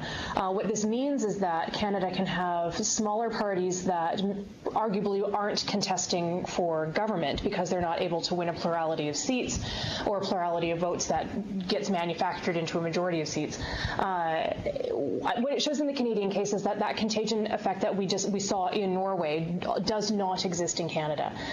The reason why I cite it in this particular context is to suggest that when people say proportional representation is good for women because it gives women these greater access points, we can speak to studies that have looked at this function in an established proportional representation system and found it, but it takes a lot of logical leaps to suggest that we would be able to manufacture that same kind of effect in Canada simply by changing the electoral system. The argument I think that's more plausible is to say that we have had parties that have been pushing for greater diversity in terms of who gets presented as a candidate to voters, and this doesn't necessarily push other parties to do the same. For me, that's the point, and I don't see that changing how we translate votes to seats would actually change that particular part of Canadian elections at all. It's interesting that you point to Norway as well. Norway was also brought up by a previous witness that we had earlier today, Mr. Lowen, and it's quite scary when you look at the chart that he presented us. Norway also seems to be a country that has a very large anti-legal immigration platform in the party that's been elected there. So, bad policies, bad thoughts can also come out of these PR systems. So I think you were it was very interesting when you said that perhaps we're asking the wrong question, especially when maybe it comes to the issue of women. And there were other things that you said, you were saying there were other informal barriers, and I like your link of finances to getting women elected. I think that's interesting. Are there other informal barriers that you haven't been able to speak about that you think we should look at? One quick comment. The general truism is that every electoral system manufactures a majority somehow. And so this is the thing. We need to think about how we want to best manufacture our majorities when it comes to electoral systems. The one that concerns me most in terms of informal barriers for electoral reform are implicit assumptions about what makes a good candidate and who's the best candidate. I think built into recruitment policies and into how we approach the political system, there is a lot of latent sexism and latent racism, and this idea that a good candidate or a good politician looks a certain way. This is why New Zealand's experience is important. They switched in 1996. They saw an immediate bump in the number of women that were elected, but 45% of them were from party lists. A very small number came from districts, about 15%, and that allowed people to speak what they had always thought, which is that women just aren't good at winning in the districts. The only thing that's changed in New Zealand is you've seen minor variations, pretty minor variations in the overall number of women that have been elected. Instead, what we've seen equalize are the number of women elected from the list seats and the number of women elected in the districts.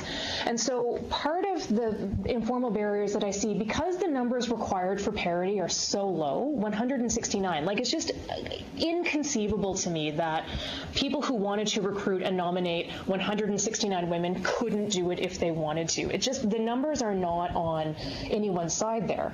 And so for me, what gets loaded into this, because we know that voters aren't discriminating, what gets loaded into this is people who are doing the recruiting and the people who are doing the asking and deciding when they're going to ask and when they're going to recruit, what are they thinking that they don't want to say about who's a good candidate? To me, this is the important fundamental thing that's not going to change. We'll go to Mr. Aldag now. Thank you. Professor Thomas, in your opening comments, you had noted sort of in passing that you would like to talk about the New Zealand experience during the question and answer period. You've touched on it a couple of times, once in response to Mr. Reid's questions and now in response to my colleagues. And I don't know if there is anything else that you wanted to draw from to share on the New Zealand experience. We have heard a lot of it, and I just thought if you have additional thoughts, I'd like to give you the floor to do that. Thank you very much. I appreciate that. As I'm sure you have heard, New Zealand switched to mixed member proportional in 1996, and they also had dedicated seats for their Indigenous population. So for Canada as a roadmap, I think New Zealand's experience is going to be much more useful than anybody else that's used mixed member proportional or any other system without making the change to it. This is why New Zealand is, I think, the most important comparison case. What people will say, and I know what I said when I was a younger student, was that in 1996 there was a jump immediately from 21% women in the New Zealand legislature to 35%. Since then, it's remained pretty stagnant, though. They go between 34 and 41%, and it currently sits at 38% after the 2014 election. So this just suggests that we've moved the bar and New Zealand is still stalled. The reason why I think has to do with where the women are. If you just dump the women into the party list seats that are meant to be top-ups, what New Zealand showed is that most women came from that, and people actually said New Zealand shows that women can't win in the district, which we know from places like Canada and from Britain, and especially because we know from Canadian voters. Canadian voters don't discriminate on the basis of sex. They certainly don't. But still, in the New Zealand experience, you saw that, and then people actually started to articulate women can't win in the seats. The difference between 96 and 2014, when they had their last election, is that women were about 30% of members from both district seats and from list seats. And so what we've not seen is parity. So New Zealand switched their electoral system, and it gave a certain kind of access point for women. So I'll concede, when you made that particular system more proportional, women got into the legislature through those list seats. But they've not hit 50%. What it enabled people to do was to explicitly say something sexist about women's abilities to win elections, which we know from other cases aren't true. And what we end up seeing now is an equalization between women in the districts and women on the lists, and they're still 20 points away from parity. Okay, so it's still there are still informal barriers there. Do I still have a couple of minutes? Yeah. Okay, sorry, I had one other question, but it only will take a minute. So if you have anything else, otherwise I'll go. The only thing I'll say. Oh, go ahead. Yeah. It was just the electoral reform in New Zealand did not remove the informal barriers that keep women from achieving representational parity. That's the point. And I think that gets lost in a lot of the discussion that PR is good for women. Okay. The other point of clarification I was looking for, hoping to get from you, and it's my bad note-taking, so you might have to give me the context again. But at one point you were talking about district magnitude and the size. And if you could just remind me, what if that was looking at, trying to get to greater proportionality, and really, if we were to go to a different system, how large are you talking? We've heard in some for multi-member seats or ridings that it should be 5. Some have said 12. Are you thinking something larger, or what are you thinking in that context? So I would have said that in the context of what I think about preferential ballots, and in that context what I would have said is that a preferential ballot on a district magnitude of 1, i.e. just changing the ballot structure, for me is a change that's not worth really doing. But if you were to change into where I would be more supportive of a preferential ballot would be if we move to something like the single transferable vote, where you would need a district magnitude of at least 3, preferably 5. The difficulty there is that it means that Canada already has very large districts, both in terms of population and in terms of geography, depending on which one you're looking at. And so it's how do you draw those boundaries in a way that preserves local representation in a meaningful kind of way. And so the difficulty there is that if you increase district magnitude like that, you also have to increase the number of seats to keep that strong local link, because we are so geographically dispersed. Okay, perfect. I'm out of time, so thank you. Okay, thank you very much. We'll go to Ms. Rempel for 5 minutes, please. Thank you, Mr. Chair. Going back to Dr. Thomas, just going back to my previous comments, I don't think that financing reform is the panacea to see more underrepresented groups. Just want to be clear about that. But I do think it's important to talk about because, just in my own experience and trying to encourage other women to run, financing is something that comes up, and I think sometimes women will say, well, I don't have the same networks as my male colleagues do to raise money. And I just wanted to give you, because I was trying to introduce a new topic, a little bit more time to expand upon that.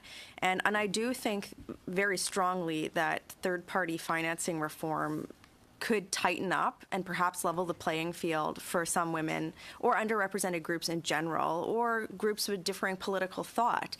The last thing I'd want to see, and I think all political parties are guilty of this, is using third parties as a proxy to get around electoral financing rules. So I'm just wondering, with some of the time that I have, if you could maybe expand to see if I could get some support or just some of your thoughts on that particular aspect, because I don't think it's been something that's actually been discussed in Parliament or in the context of this committee yet.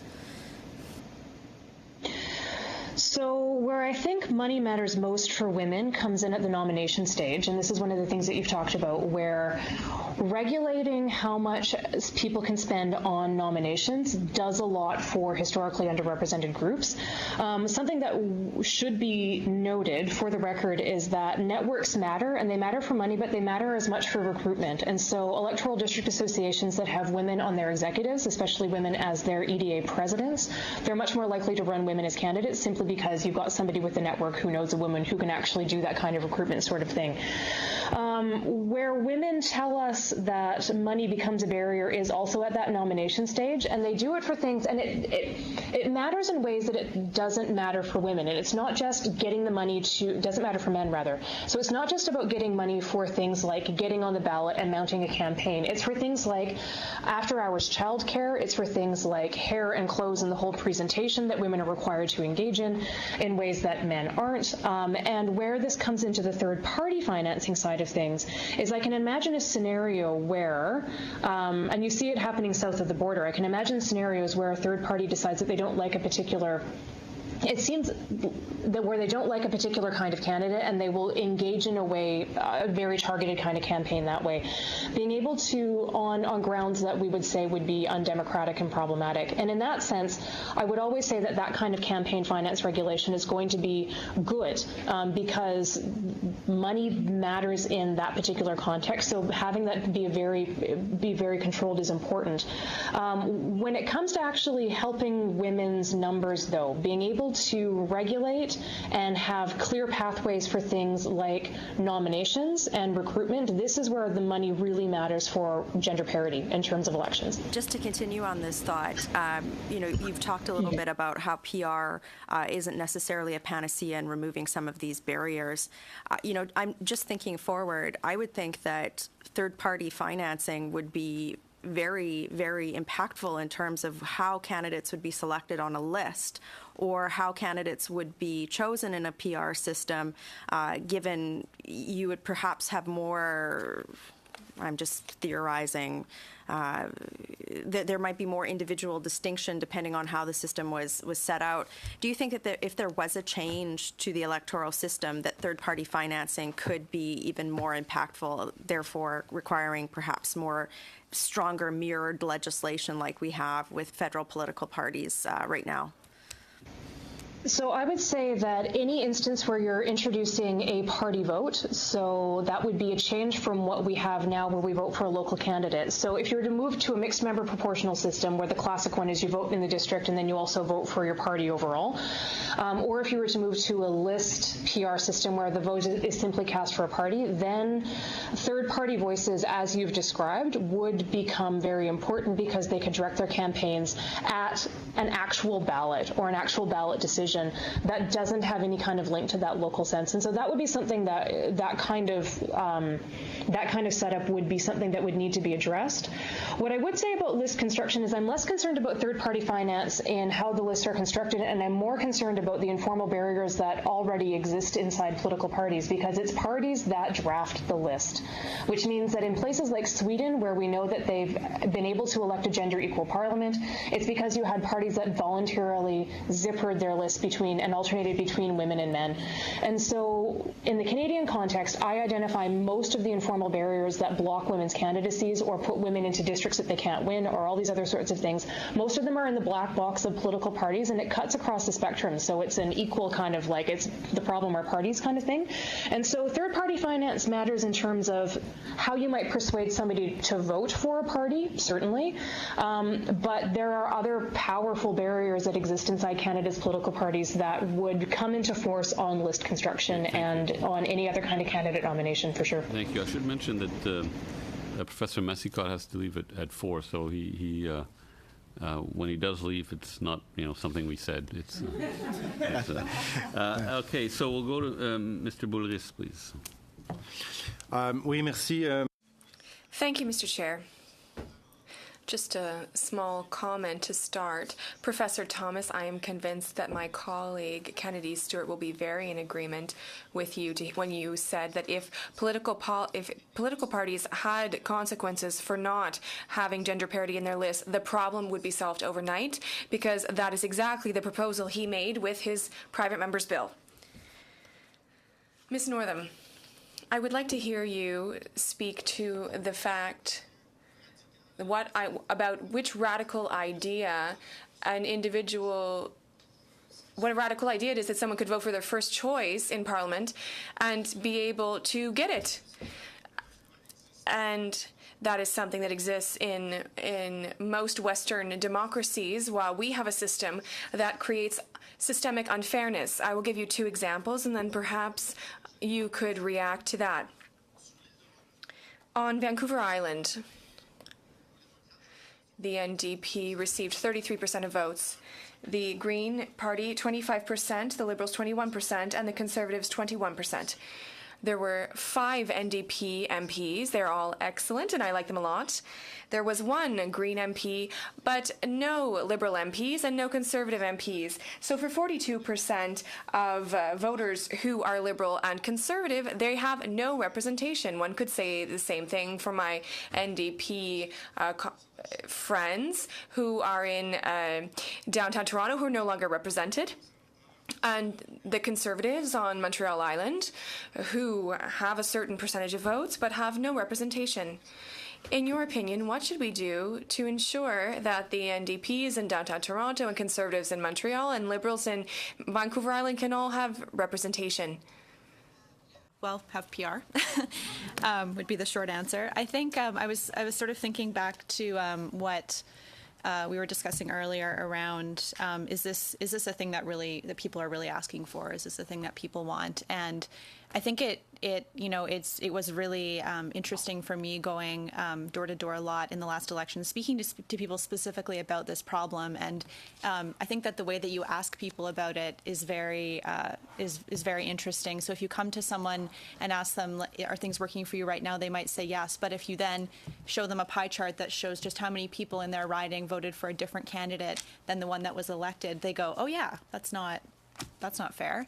And so people do understand this intrinsically. And I think that one of the things that we should keep in mind is that, as I said earlier, Canada is the only OECD country that uses first past the post at every level of government, which means that Canadians don't have a reference point of another system. And so I think that if we were to start seeing other types of electoral systems at different levels of government, which could be the case in the next municipal elections in Ontario, we would maybe begin to see a bit of a culture change. So I think that, we as an organization, we don't have a specific, we're not endorsing a specific type of proportional representation, but something that gets us much closer to a system where people can at least say, I see myself reflected in the House of Commons is a big improvement. Merci beaucoup. J'ai entendu les protestations. Thank you very much. I heard Mr. De Courcy's protests that he was concerned about NDP voters or Conservative voters in the Maritimes. Thank you. Mr. Messicott, I think I have 4 minutes left before you have to leave. I'd just like to have a bit of clarification. List MPs in Germany do they work with citizens? Do they do individual files? Because we help guide people through the public administration. I'm glad that you have asked that question, Mr. Boulris. I didn't have the time to talk about it. A poll was conducted by one of my German colleagues of the MPs in the Bundestag, and they were asked the following question: what is the importance of constituency issues in your daily makeup? The answer was, it was 87% of riding, the work of riding MPs, and for list MPs, it was 72%. So list MPs do riding work, because normally in the riding they run unsuccessfully, and that is the best way to avoid having this division between two categories of MPs. Those who on the list who didn't work very hard, as we hear a lot, and then riding MPs who are poor things who are doing all of the work. There is a poor representation and understanding of the system. There's a dual candidacy can help the system. Mr. Sainte-Marie. Yes, Mr. Massicotte. We will ask for your expertise until the very last minute of your availability. You mentioned earlier that there were some polls conducted in Canada on the importance of holding a referendum before a reform of the system. And you mentioned that the polls were conclusive, or some were biased, or, well, listen, when the question is asked in a neutral way, it's 50-50.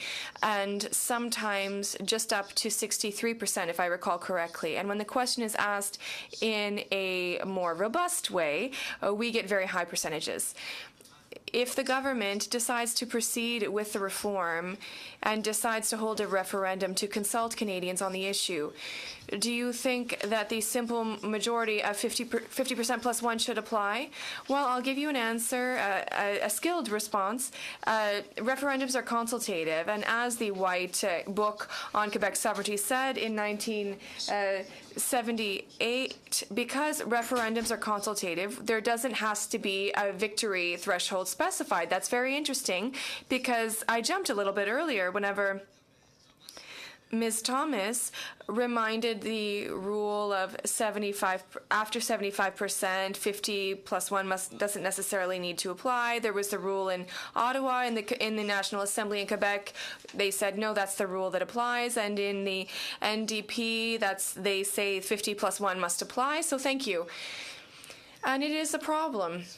If we take the example of British Columbia with the 60% plus one, and they were unable to pass it, and I had the impression that they were trying to set the threshold too high. So thank you. If you still have a bit of time, and the issue would be for all three witnesses, the Supreme Court, in the Figueroa decision, said that party financing is an important component of the plurality of opinions. If there were a reform of the voting system, should there be also financing reform, or are those two things that should be done separately? Is that a must if we proceed with reform or not? Those two questions are distinct, in my opinion. I think that state funding is a very defensible format that could have been continued. However, I must tell you, unfortunately, that the all-out power of the Parliament does not prevent planes from taking off, unfortunately. So I'm afraid I must take my leave. Thank you, Professor Massicotte. So then I would ask Ms. Norton the question, as well as Ms. Thomas, please. About the Figueroa decision as to party funding, which is an essential component of the plurality of voices. So if there were electoral reform, should we at the same time reform election funding and financing, or would you prefer to keep those questions distinct as well? Quiet.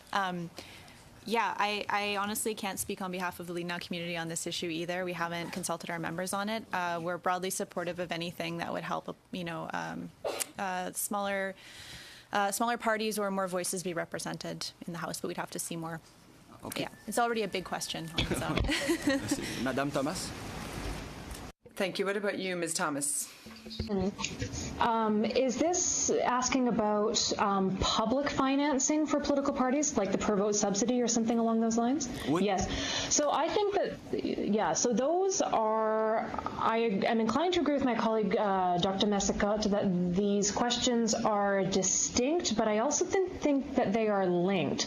And what I will say is that in the literature on party and campaign finance internationally, most countries do have some form of public financing, and it's broadly seen to be a good thing because political parties are this key linking institution between representative institutions and the voting public. I will happily own to being a fan of the per vote subsidy. It struck me as a democratic way of doing party financing, and it also struck me as a way of being able to tell people who thought that their votes were wasted because they weren't necessarily voting for the winner that their vote was actually contributing to something. I think it would be worthwhile to re-engage in this kind of discussion about what kind of public financing parties need. The context around the past way that we did it is less than sparkling, but I do think that it's worth having a discussion. I know I have colleagues that disagree with me because they don't necessarily like either the per vote subsidy or the idea of public financing, but it's something that I would broadly endorse as a good thing. Thank you, Ms. May.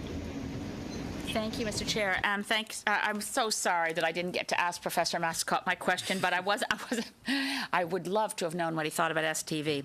But if I can ask you a question following up on this, Professor Thomas, I want to be sure that I'm presenting something that would be a fair summary of your view of the New Zealand experience. So let me just try it out, that you would agree that the New Zealand shift from first past the post to mixed member proportional resulted in an increase of women elected to Parliament, but that by itself it's proven to be an insufficient way of addressing the informal barriers that continue to apply. Is that fair?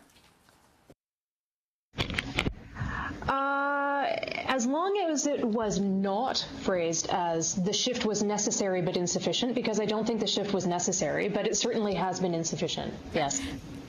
And the other question I wanted to ask is of Caitlin Northam. In terms of what your surveys of the fair vote community have told you, unless I've missed it, that you know that about 85%, I think it was, of the fair vote community wants to see proportional representation. But have you made inquiries of specific types of PR, and is there a general preference for mixed member proportional versus single transferable vote in your surveys? Yeah, we have asked that question, and we're from Lead Now, and Fair Vote's I'm so sorry. Okay. I don't know how I made that mistake. I don't want to take credit for their work. No, Lead Now, I'm very familiar with Lead Now. Yeah, no worries. Yeah, we have been doing some internal surveys of our members, and I mean, it's really quite divided. A lot of people would say that they don't mind the system as long as the principle is there. We see slightly more people in favor of MMP than SDV, and I think part of that is coming from the fact that the local representation factor seems very familiar with what they know with the current first past the post system. And it feels relatively simple and accessible on the ballot. But I think that there's also a lot of members that would argue that STV is a strong system, and I think that that's something we're going to be doing going forward as we see more concrete proposals come forward. Now, this may be a question beyond what you have at your fingertips, but I'm curious, given that we had a citizens' assembly in Ontario that recommended mixed member proportional, and a citizens' assembly in British Columbia that recommended single transferable vote.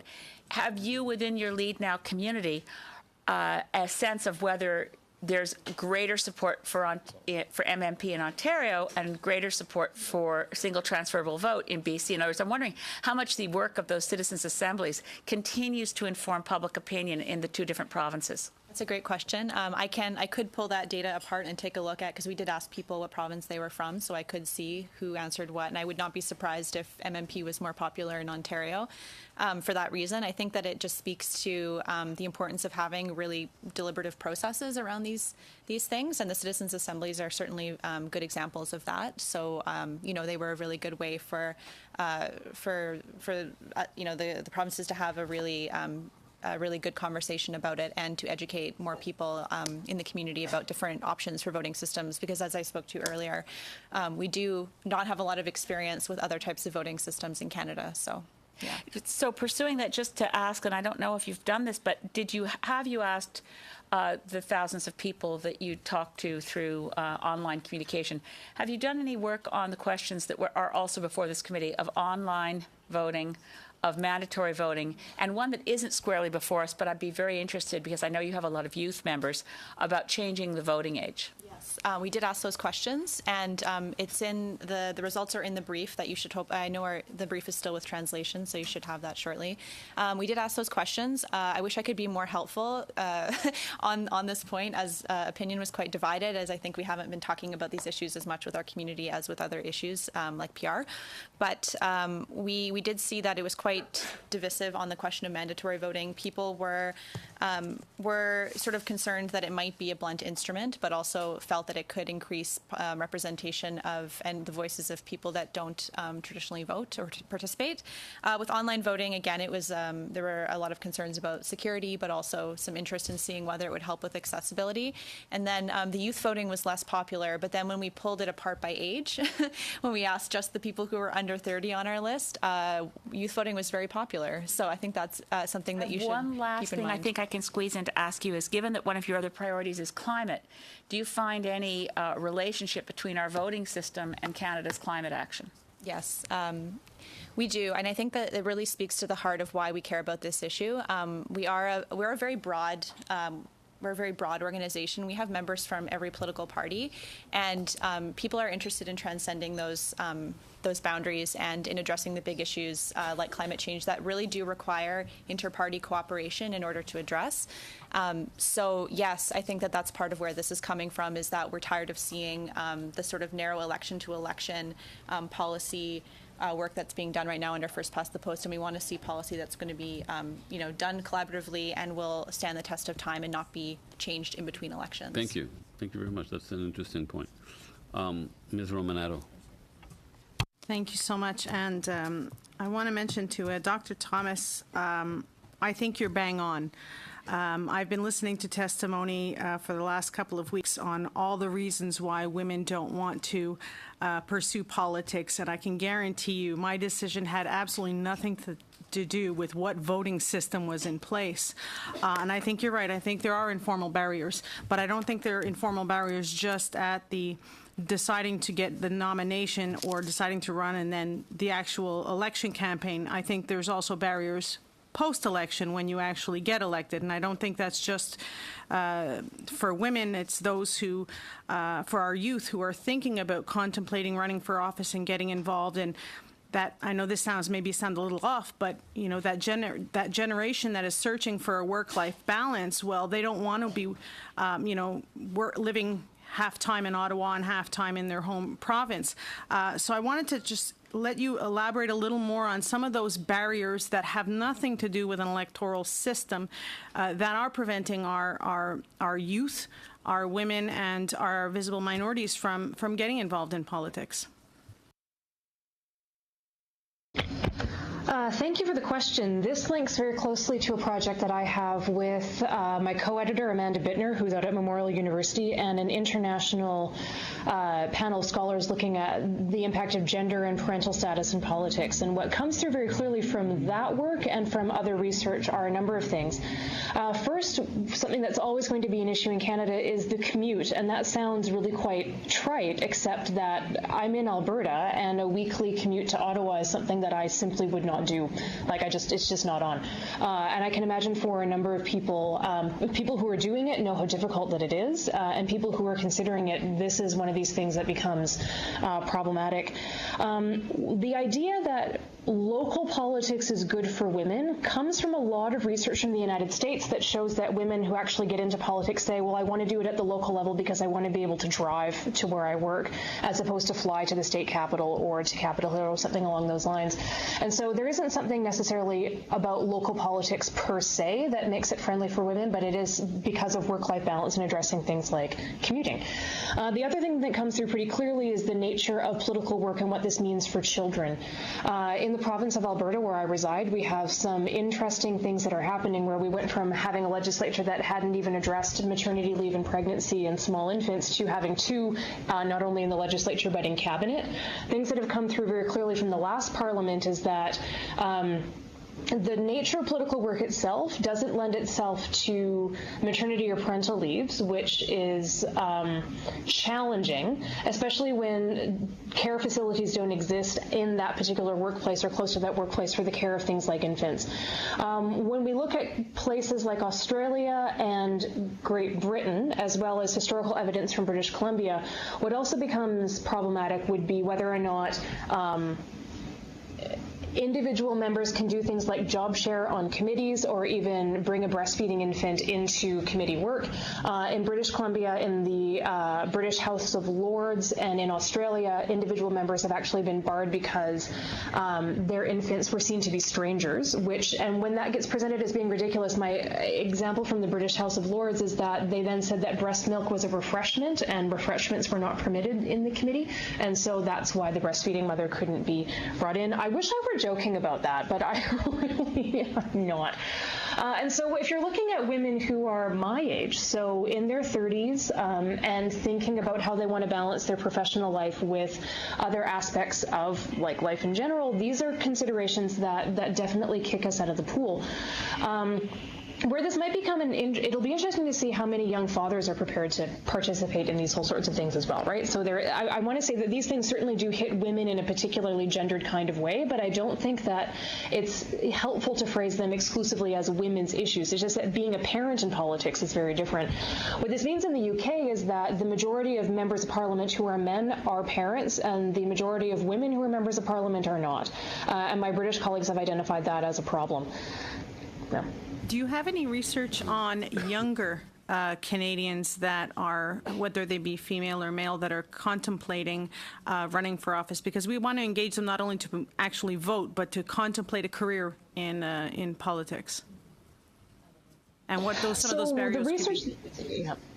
The research that we have is in progress, and so I don't want to make a strong research says thing, this kind of conclusion, but in addition to everything that I've already stated, one of the things that's becoming clear is that the nature of the internet, and particularly one's online past, has had a chilling effect. And so we've had candidates in the city of Calgary in the federal election who were dropped because of things that were posted on the internet when they were children. So this would be around the age of 15, 16, something along those lines. And this is where there's an interesting intersection between youth voting and standing for office, right? If somebody is the age of majority at franchisement at 18, does this mean that things that we can dig up about them online are on side if they choose to be a candidate at 22?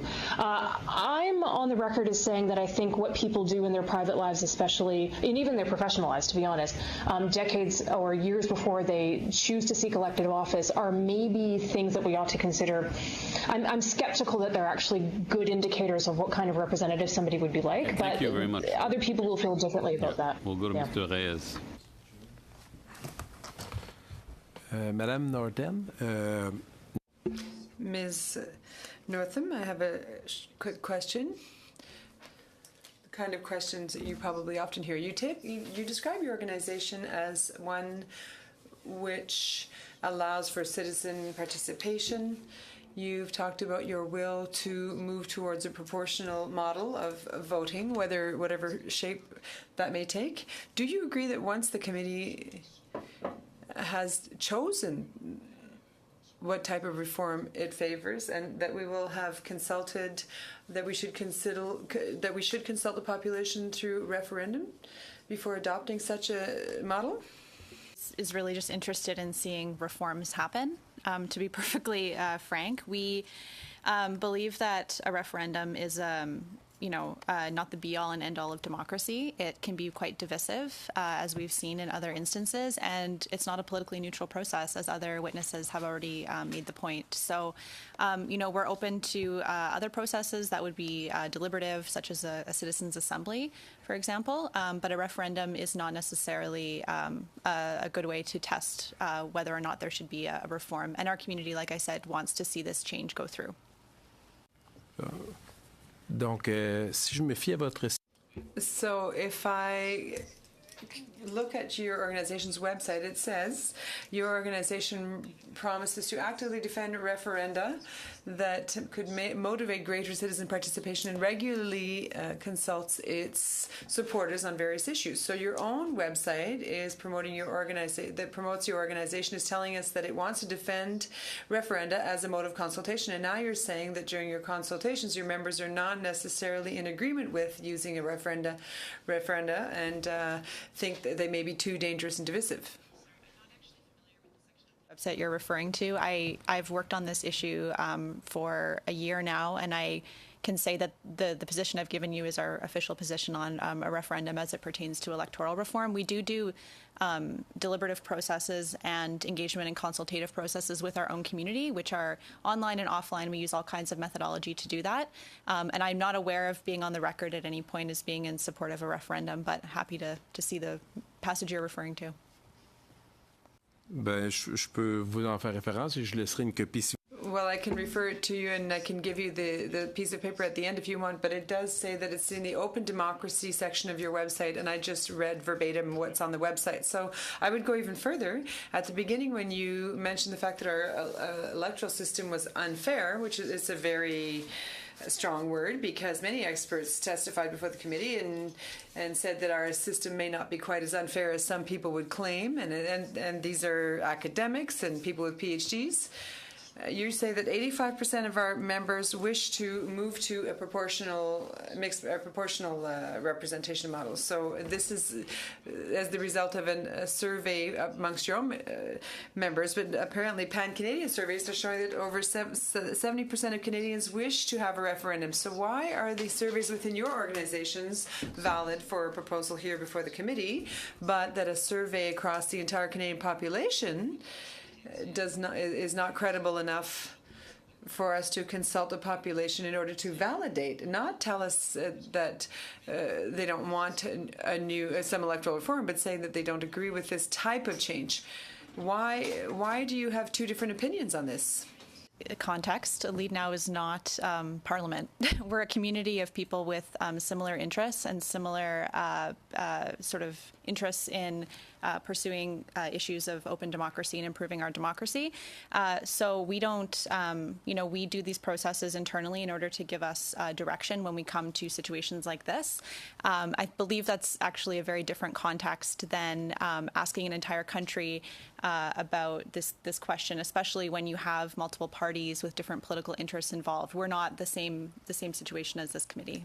So I don't believe those opinions are at odds with each other. Vous trouvez pas ça assez spécial? Don't you think it's a bit strange to see such organizations as yours? And there was another example this morning of a pro-citizen participation organizations that are here to tell us that we should change the electoral system because it's not representative enough to give citizens more place. But yet, the ultimate way of consulting the population is not considered by your organization as appropriate in order to validate a parliamentary committee proposal. So would you agree with that characterization? I mean, I think that the characterization of a referendum as the ultimate way to ask people their opinion is not true. We would encourage lots of other ways of engaging in this process. We see the referendum process as very open to politics, and it's not a neutral process. So that's all that we have to say about it. Thank you. Mr. De Courcy. Dr. Thomas, I wanted to return to this notion, perhaps the pursuit is a better word for it, of representational equity, which I understand, and correct me if I'm wrong, to be finding a parliament that represents the ethno-cultural diversity of the country. Is that a proper understanding? Not quite. No? I would say the argument that I am picking up on is one from Hannah Pitkin, which is been characterized as descriptive. It's sometimes colloquially referred to as mirror representation. And so this is the idea that every group in a society ought to be as present in its representative institutions as its demographic weight permits. Right. So it would be even broader than that. So including gender, age demographics, all these different considerations would be comprised. Yeah, and it's not just necessarily. Yeah, so sociodemographics are the easiest ones to identify, and to be frank, women are the easiest sociodemographic group to kind of capture as this kind of big umbrella, on the understanding that each of these groups are going to be very diverse in their own policy-relevant viewpoints. And so some will extend the idea further to ideological groups and to different ways of thinking, but the bulk of the research in terms of equity is looking at things like women, visible minorities, Indigenous peoples in Canada, anybody who had been historically barred from participating in electoral politics for some reason, things like that. Thank you. And to borrow a phrase used from this morning, I think that would represent an unalloyed good in our democracy, in our parliament. And I would understand that to be different than the pursuit of a parliament that represented perhaps the partisan divisions of the country. Would that be clear as well? And maybe the second part of that question is, from your testimony, I got the sense that pursuing representation of the different political parties in Parliament is not necessarily the way that we should be pursuing representational equity in Parliament. And if that's true, what then would you advise us to pursue as tactics, as policies, as recommendations from this committee that would help increase the representational equity of Parliament? Yeah, so I would say that the distribution of votes and how that maps onto the distribution of seats is a different question than what the population looks like and what the representatives look like. And so those things ought to be seen as distinct. Of course, since I have indicated that I think political parties across the spectrum are part of the representational problem when it comes to representational equity, I can't say that partisan equity is a way of getting at representational equity. The reason why we talk about demographic weight is important. It's because we know that women are going to be ideologically diverse, and they're going to have a diverse set of policy preferences and a diverse set of policy relevant experiences that will cut across a number of partisan preferences and partisan boundaries. The same holds for visible minorities, and the same holds for Indigenous peoples. And so as a result, the kind of questions that need to be asked for the solutions would be what you actually want the representatives to look like. For women, I think this is easier because we can say women are 50% of the population, and so they ought to be 50% of the representatives, or you can make the argument that that happens. What we need to avoid, though, is the idea of replicating other forms of inequity. So 50% of representatives that are all white, wealthy, educated, professional women does not solve the problem, right? What we want to be able to see would be diversity within communities. And so when you look at visible minorities and Indigenous Canadians, by demographic weight, they're more present in the current House of Commons than what women are, but they're disproportionately masculine, they're older, all these other sorts of things. So the question has to come. Sorry, yeah. I was going to ask, how do we simplify this question when we go abroad and consult with Canadians? Because I think it's an important question to put before them. Do they want to see demographic representation in their parliament? And do you understand that that's different than partisan representation? And what value do you place in higher regard? So I know what the public's probably going to tell you because we've asked it in the Canadian election study, and Canadians tend not to see, politically engaged Canadians tend to be older and whiter and more wealthy and more masculine than the Canadian population as a whole. And when you ask them, and they're going to be disproportionately the ones that will testify when you go on the roadshow, they're going to say representational diversity isn't a problem. Men don't think women's underrepresentation is a problem, but women do. White people tend not to think that visible minorities representational underrepresentation isn't a problem, but those communities do. And so the discussion that needs to be had is whether or not you want equity in representation, because it actually matters for the information that gets brought forward in policy. That's something that if you put it to the majority, you're probably not going to get yeah, we think that's a good idea. You're going to have a lot of people who say the status quo benefits me, and so I like it. And so in that sense, this is one of those kinds of questions where I think putting that to the engaged public is probably, I know the kind of answer you're going to get, and they're not going to give you, yeah, we should have more women or more visible minorities or more Indigenous peoples. The decision and the solutions, I think, to solve those representational inequities, I go back to political parties because they do the recruitment. And so when you've got people who are tasked with recruiting people to stand as candidates and then getting them nominated and then getting them elected, that's where targeting and identifying people who you think would be good representatives, that's where that comes down to. Okay, thanks. Thank you. Yeah. Mr. Cullen. Thank you, Mr. Chair. I'll stay there with you, Professor Thomas, and maybe Ms. Northam has a comment as well. You've cited political parties, and I know you meant to say with the exception of the NDP, who have done an okay job, not perfect, but better job, I say. Yeah, we haven't been a contagion, as you called it earlier. Can we seek a better word, perhaps, when talking about trying to improve the representation of women? Because I've been on a number of NDP committees as we seek to talk about those barriers, as Ms. Romanado talked about. And not just talk about, but then remove the barriers. So we have a proposal in Parliament right now to do that, to, as you said earlier, follow the money or connect the money. If parties had a financial disincentive to having low representation of women on their nominated, then parties would do more. Is that, am I connecting the dots fairly from your comments? I don't want to exaggerate or misrepresent. I think so. Where the mechanism applies for me is that we know no candidate gets to be a candidate for a political party without the leader signing the nomination policies. So I would backstop this with, if leaders wanted their candidates to look a certain way, they wouldn't sign nomination papers until they had candidates that looked the way that they wanted them to. And to be frank, hit, and this right? is where... That's the connection, right? Yeah. That reimbursement would be less. Yeah, exactly. Yeah. Well, and this is the thing. I understand that particular policy, and I am deeply cynical when I endorse it, but it's the sort of thing where no party leader is going to set up a scenario where they're not going to get their full reimbursement. They'll direct their people to find the candidates to maximize the money. I mean, it is a really cynical approach, but I'm not the only one of my colleagues that thinks if this was tied to the money, the problem would be solved overnight. Well, it's, I mean, I can understand the view of cynicism, but if Canada is sitting 62nd in the world right now, we need mechanisms, concrete mechanisms, not gestures, not symbolism, not tweets. We need things that help guide parties and party leaders and how we construct ourselves to offer Canadians a choice that more fairly represents Canadians, as radical as that notion sounds. I don't know if Ms. Northam, you had any comments on this particular mechanism or anything that was just said by Professor Thomas.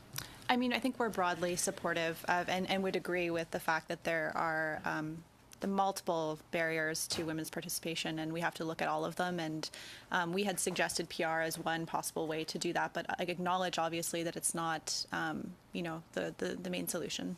So we and this is again for both of our witnesses. We were given a study of 60 years of studying the Australian experience, and that under the winner-take-all ranked ballot, 2.5 times less women were elected to the Australian legislature than under the same election conditions, the same political culture, were done under proportional systems. So 2.5 times more women.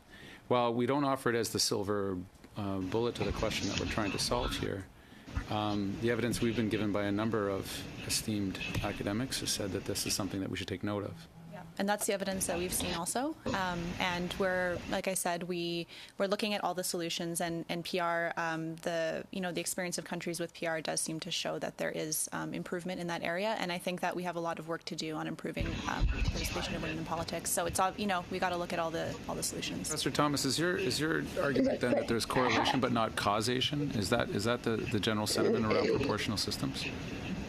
So one of the things when it comes to empirical models is that the type of electoral system stands in as a blunt indicator, and you can't just say the system causes a bunch of things because you don't know what actually is working as the causal mechanism. So in the case of Australia, I would note that you spoil your ballot for the Senate if you don't rank order every single candidate, which means that most Australians are simply checking the box and saying, I'm going with the party's order, which means that the party determines the structure of the list. So the reason why you wouldn't see that, so that it goes back to my main point. If parties wanted parity on their lists for STV in the Senate, they would structure their lists accordingly. So the same thing holds with the alternative vote. This is the idea that, the sexist idea that women might not be able to win in the districts in the same way that men would be able to. What looks like the good candidate or the best candidate to win. And this goes back to where candidates are nominated. In the Canadian context, we can tell you that every single political party in the lead up to the 2008 and the 2011 federal election disproportionately nominated women in ridings where they knew that their party wasn't going to win. Right. So if we actually put women in, that held for open seats as much as it did for incumbents. So I don't think I'm making such a strong assumption as to suggest that parties have a rough idea about where they're actually going to be win, and they nominate candidates accordingly. Yet we have never in this country broken through even the 30% glass ceiling of having 30% women on the ballot facing our elections. That's not true. That's not true. At the provincial level, we have a government caucus that is 47%. Yeah, but the provinces tell you that parties can do it differently if they wanted to. And so I'll defer to my own premier who says that I'll defer to my own premier when she says these spaces for women and for other historically underrepresented groups do not happen organically. They're not going to happen organically under our system, and they're not going to happen organically just because you change to PR. You need to make space for them. Yeah, we can do both. I guess is the point of the exercise. It's not an either-or situation. We'll go to Mr. Reyes now. No, but... Mr. Reyes? Merci. When informally there's just that it's the case. We're going to Mr. Reyes now. Yeah. He's going to ask some Madame questions. Thomas, je vais vous permettre de... I would allow you to continue your thought, because I'm going in that direction a little bit. When we look at the entire debate on electoral reform, we hear great quotes from many people, but I often get the impression that we're allowing people to believe that a majority of the problems will be solved by adopting PR with respect to representation. The way that you've explained this, I get the impression that we could make concrete measures, take concrete measures by changing our culture, even within Parliament, when we all work for results without necessarily changing the voting system. Am I correct in saying that? If in terms of achieving representational equity, I see no good reason why it's not happening now, other than things that simply cannot be defended. It literally is 169 women. This is all somebody would need to recruit. It boggles my mind that we actually can't find them. And it boggles my mind even more when we're talking about people who aren't white and Indigenous Canadians, to be honest. And so while I am sympathetic to the idea of can't we have both, a more proportionate system that better reflects partisan preferences from the electorate into representatives, sure, we can do both. But since it's clear to me, at least based on my research-based read of the Canadian political landscape, it's clear to me that the majority of our representational problems could be solved right now without an institutional change. I have little faith that if parties and other political actors aren't prepared to solve those problems now, then why would they under a different electoral system? Donc, Madame Thomas, si je comprends rapidement, toutes les... Ms. Thomas, if I understood correctly, all of the financial resources and energy and political will being invested by our Prime Minister, if we simply went back into our political parties and ensured that we took concrete measures to find 169 women in each of our political organizations for the next elections, we would solve the problem faster? Is that right? My question is to every political party, why aren't you doing it now? Because I don't see any good reason why. And I think this current process that allows me to ask every single political party, why aren't you doing it now, is certainly worthwhile simply because that question is now in the public record. Parfait, I'm not sure if that helps answer your question, but... Oui, c'est parfait, vous avez très bien. Yes, that's perfect. You answered well. Ms. Northam, if you look at the consultation that is underway and the process that's been established, I would say that there aren't exactly crowds in the different convention centers. We'll see what happens with our Canadian tour. Are you happy with the process established by the government, and do you think that it is sufficiently exhaustive in as a consultation to legitimize a change in the voting system currently? Community's perspective, as I said earlier, our community would like to see this get done because it's something that they have been talking to us about for a long, long time. Our experience of we've been going to some of these town halls. We saw a town hall we've seen town halls that have overflowed. So I hope that that's your experience also. That lots of people are excited to come and talk about it. I do think that there are other ways that we could go about having this conversation. I've mentioned before the Citizens Assembly, which has been held up as a very good example of a way to have a very deliberative process around these questions that is much more free from political influence. So I think we are committed to engaging in this process insofar as it's been laid out. Et vous seriez, votre organisation est And your organization in favor of any changing to the voting process or strictly proportional representation? Our community has endorsed proportional representation, so that's what we are supporting. We don't have a definitive position on the other questions at this point, but if that does come about later on, we'd be happy to relay that to you. Donc, si ultimement le gouvernement So if at the end of the line the government decides to table another proposal with no other possibility to express yourselves on the matter, even given your opinion, and the fact that there may not be necessarily a referendum for people to weigh in on this? We're sort of keeping an eye on things, and we're committed to engaging with the process all the way through. We definitely, as a community, are very good at rallying around the causes that our community cares about. So we'd be looking to engage with members of parliament, depending on what the proposal was at the end of the day. We'd have to stop and reevaluate and see what we want to do at that point. So I can't really speak to that. Thank you. We'll go to Ms. Sahota to close the round. Thank you. Thank you. I'm laughing because me and my colleague were talking about recruitment right now, and we think we should recruit you, Professor Thomas. You would be an excellent politician, except for the fact that you won't travel and you may be too sensible. But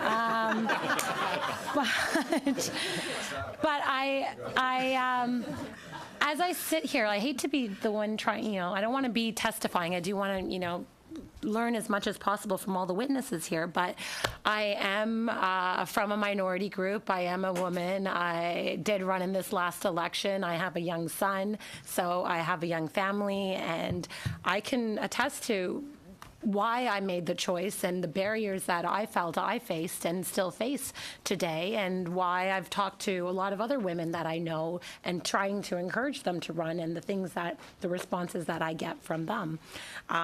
Some of them have to do with some of that internet stuff you were even hinting at earlier, the dirty politics that can lead in an election campaign. Certain ridings are more prone to that than others, and depending on who you're running against, what they're known for, some women don't want to take that risk, and how it would negatively impact them. They fear it may impact them worse than maybe their male counterparts at times.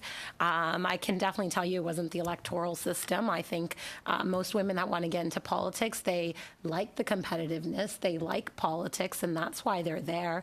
But it's also some of the stuff that my colleague, Ms. Ramnato, mentioned. It's after the fact, and I sit on the Committee for Procedure and House Affairs, and we've been looking at a lot of these, a lot of factors that we can change in Parliament, a lot of in order to make it more inclusive, and in order to allow more people to make that decision to run. And a lot of people don't do it because of the travel that you mentioned. They don't do it because the work-life balance, and how can we attain that? How can we make sure our children aren't strangers on the floor? How can we make those procedural amendments,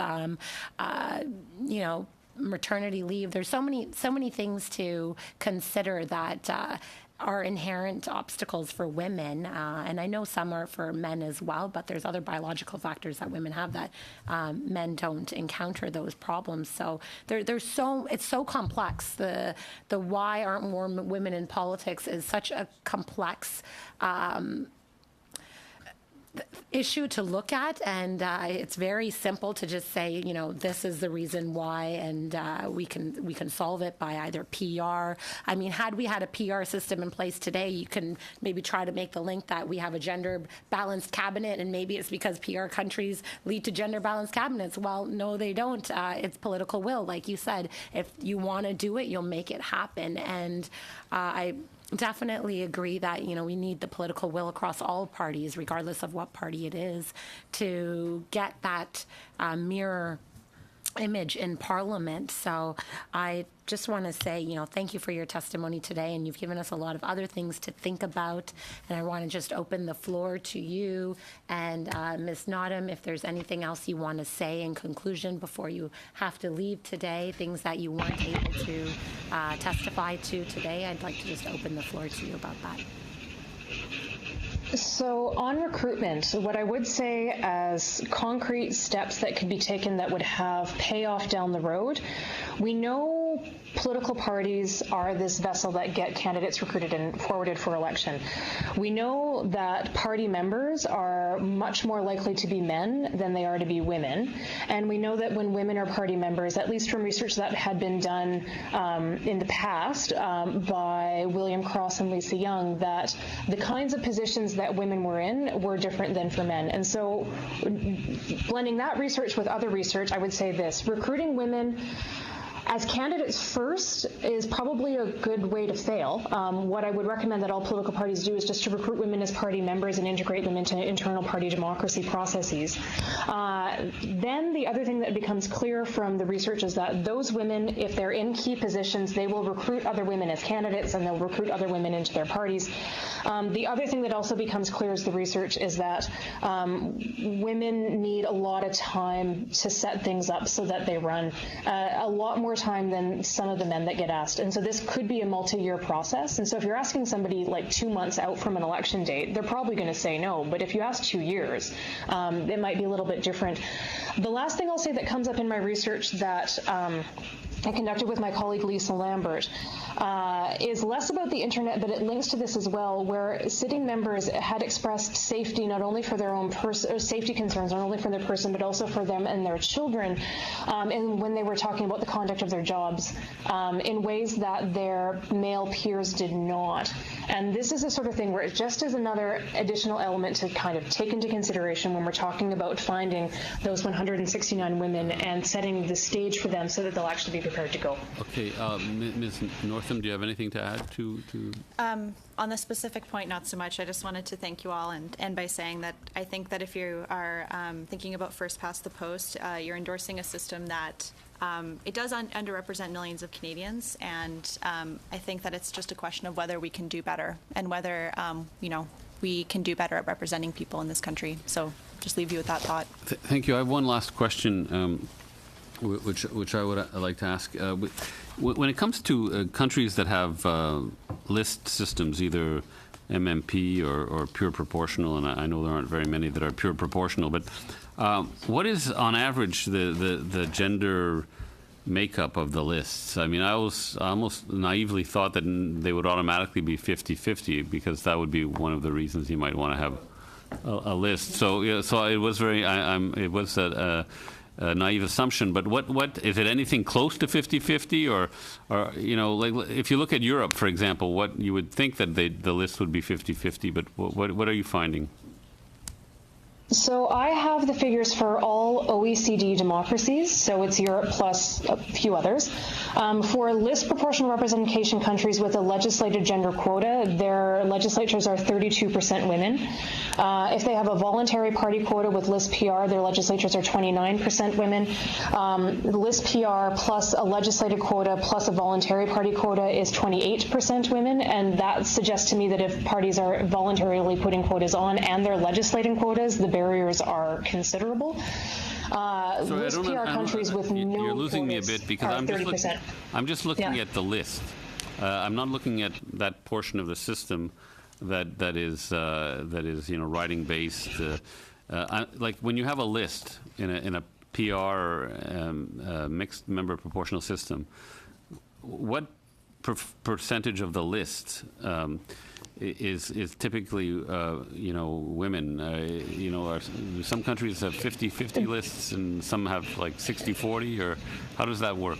The variance is going to be huge, and it will be determined by each political party. So I can tell you that there's at least one party in Sweden that will make it 50-50, but there are a bunch of parties in Sweden that won't. Right. And okay, so because parties set the list, it comes down to the party to figure out how many women they want on the list. And so there's no hard and fast rule. There really isn't. And it doesn't converge on equality in any sense in these countries. It's all over the map. Yeah.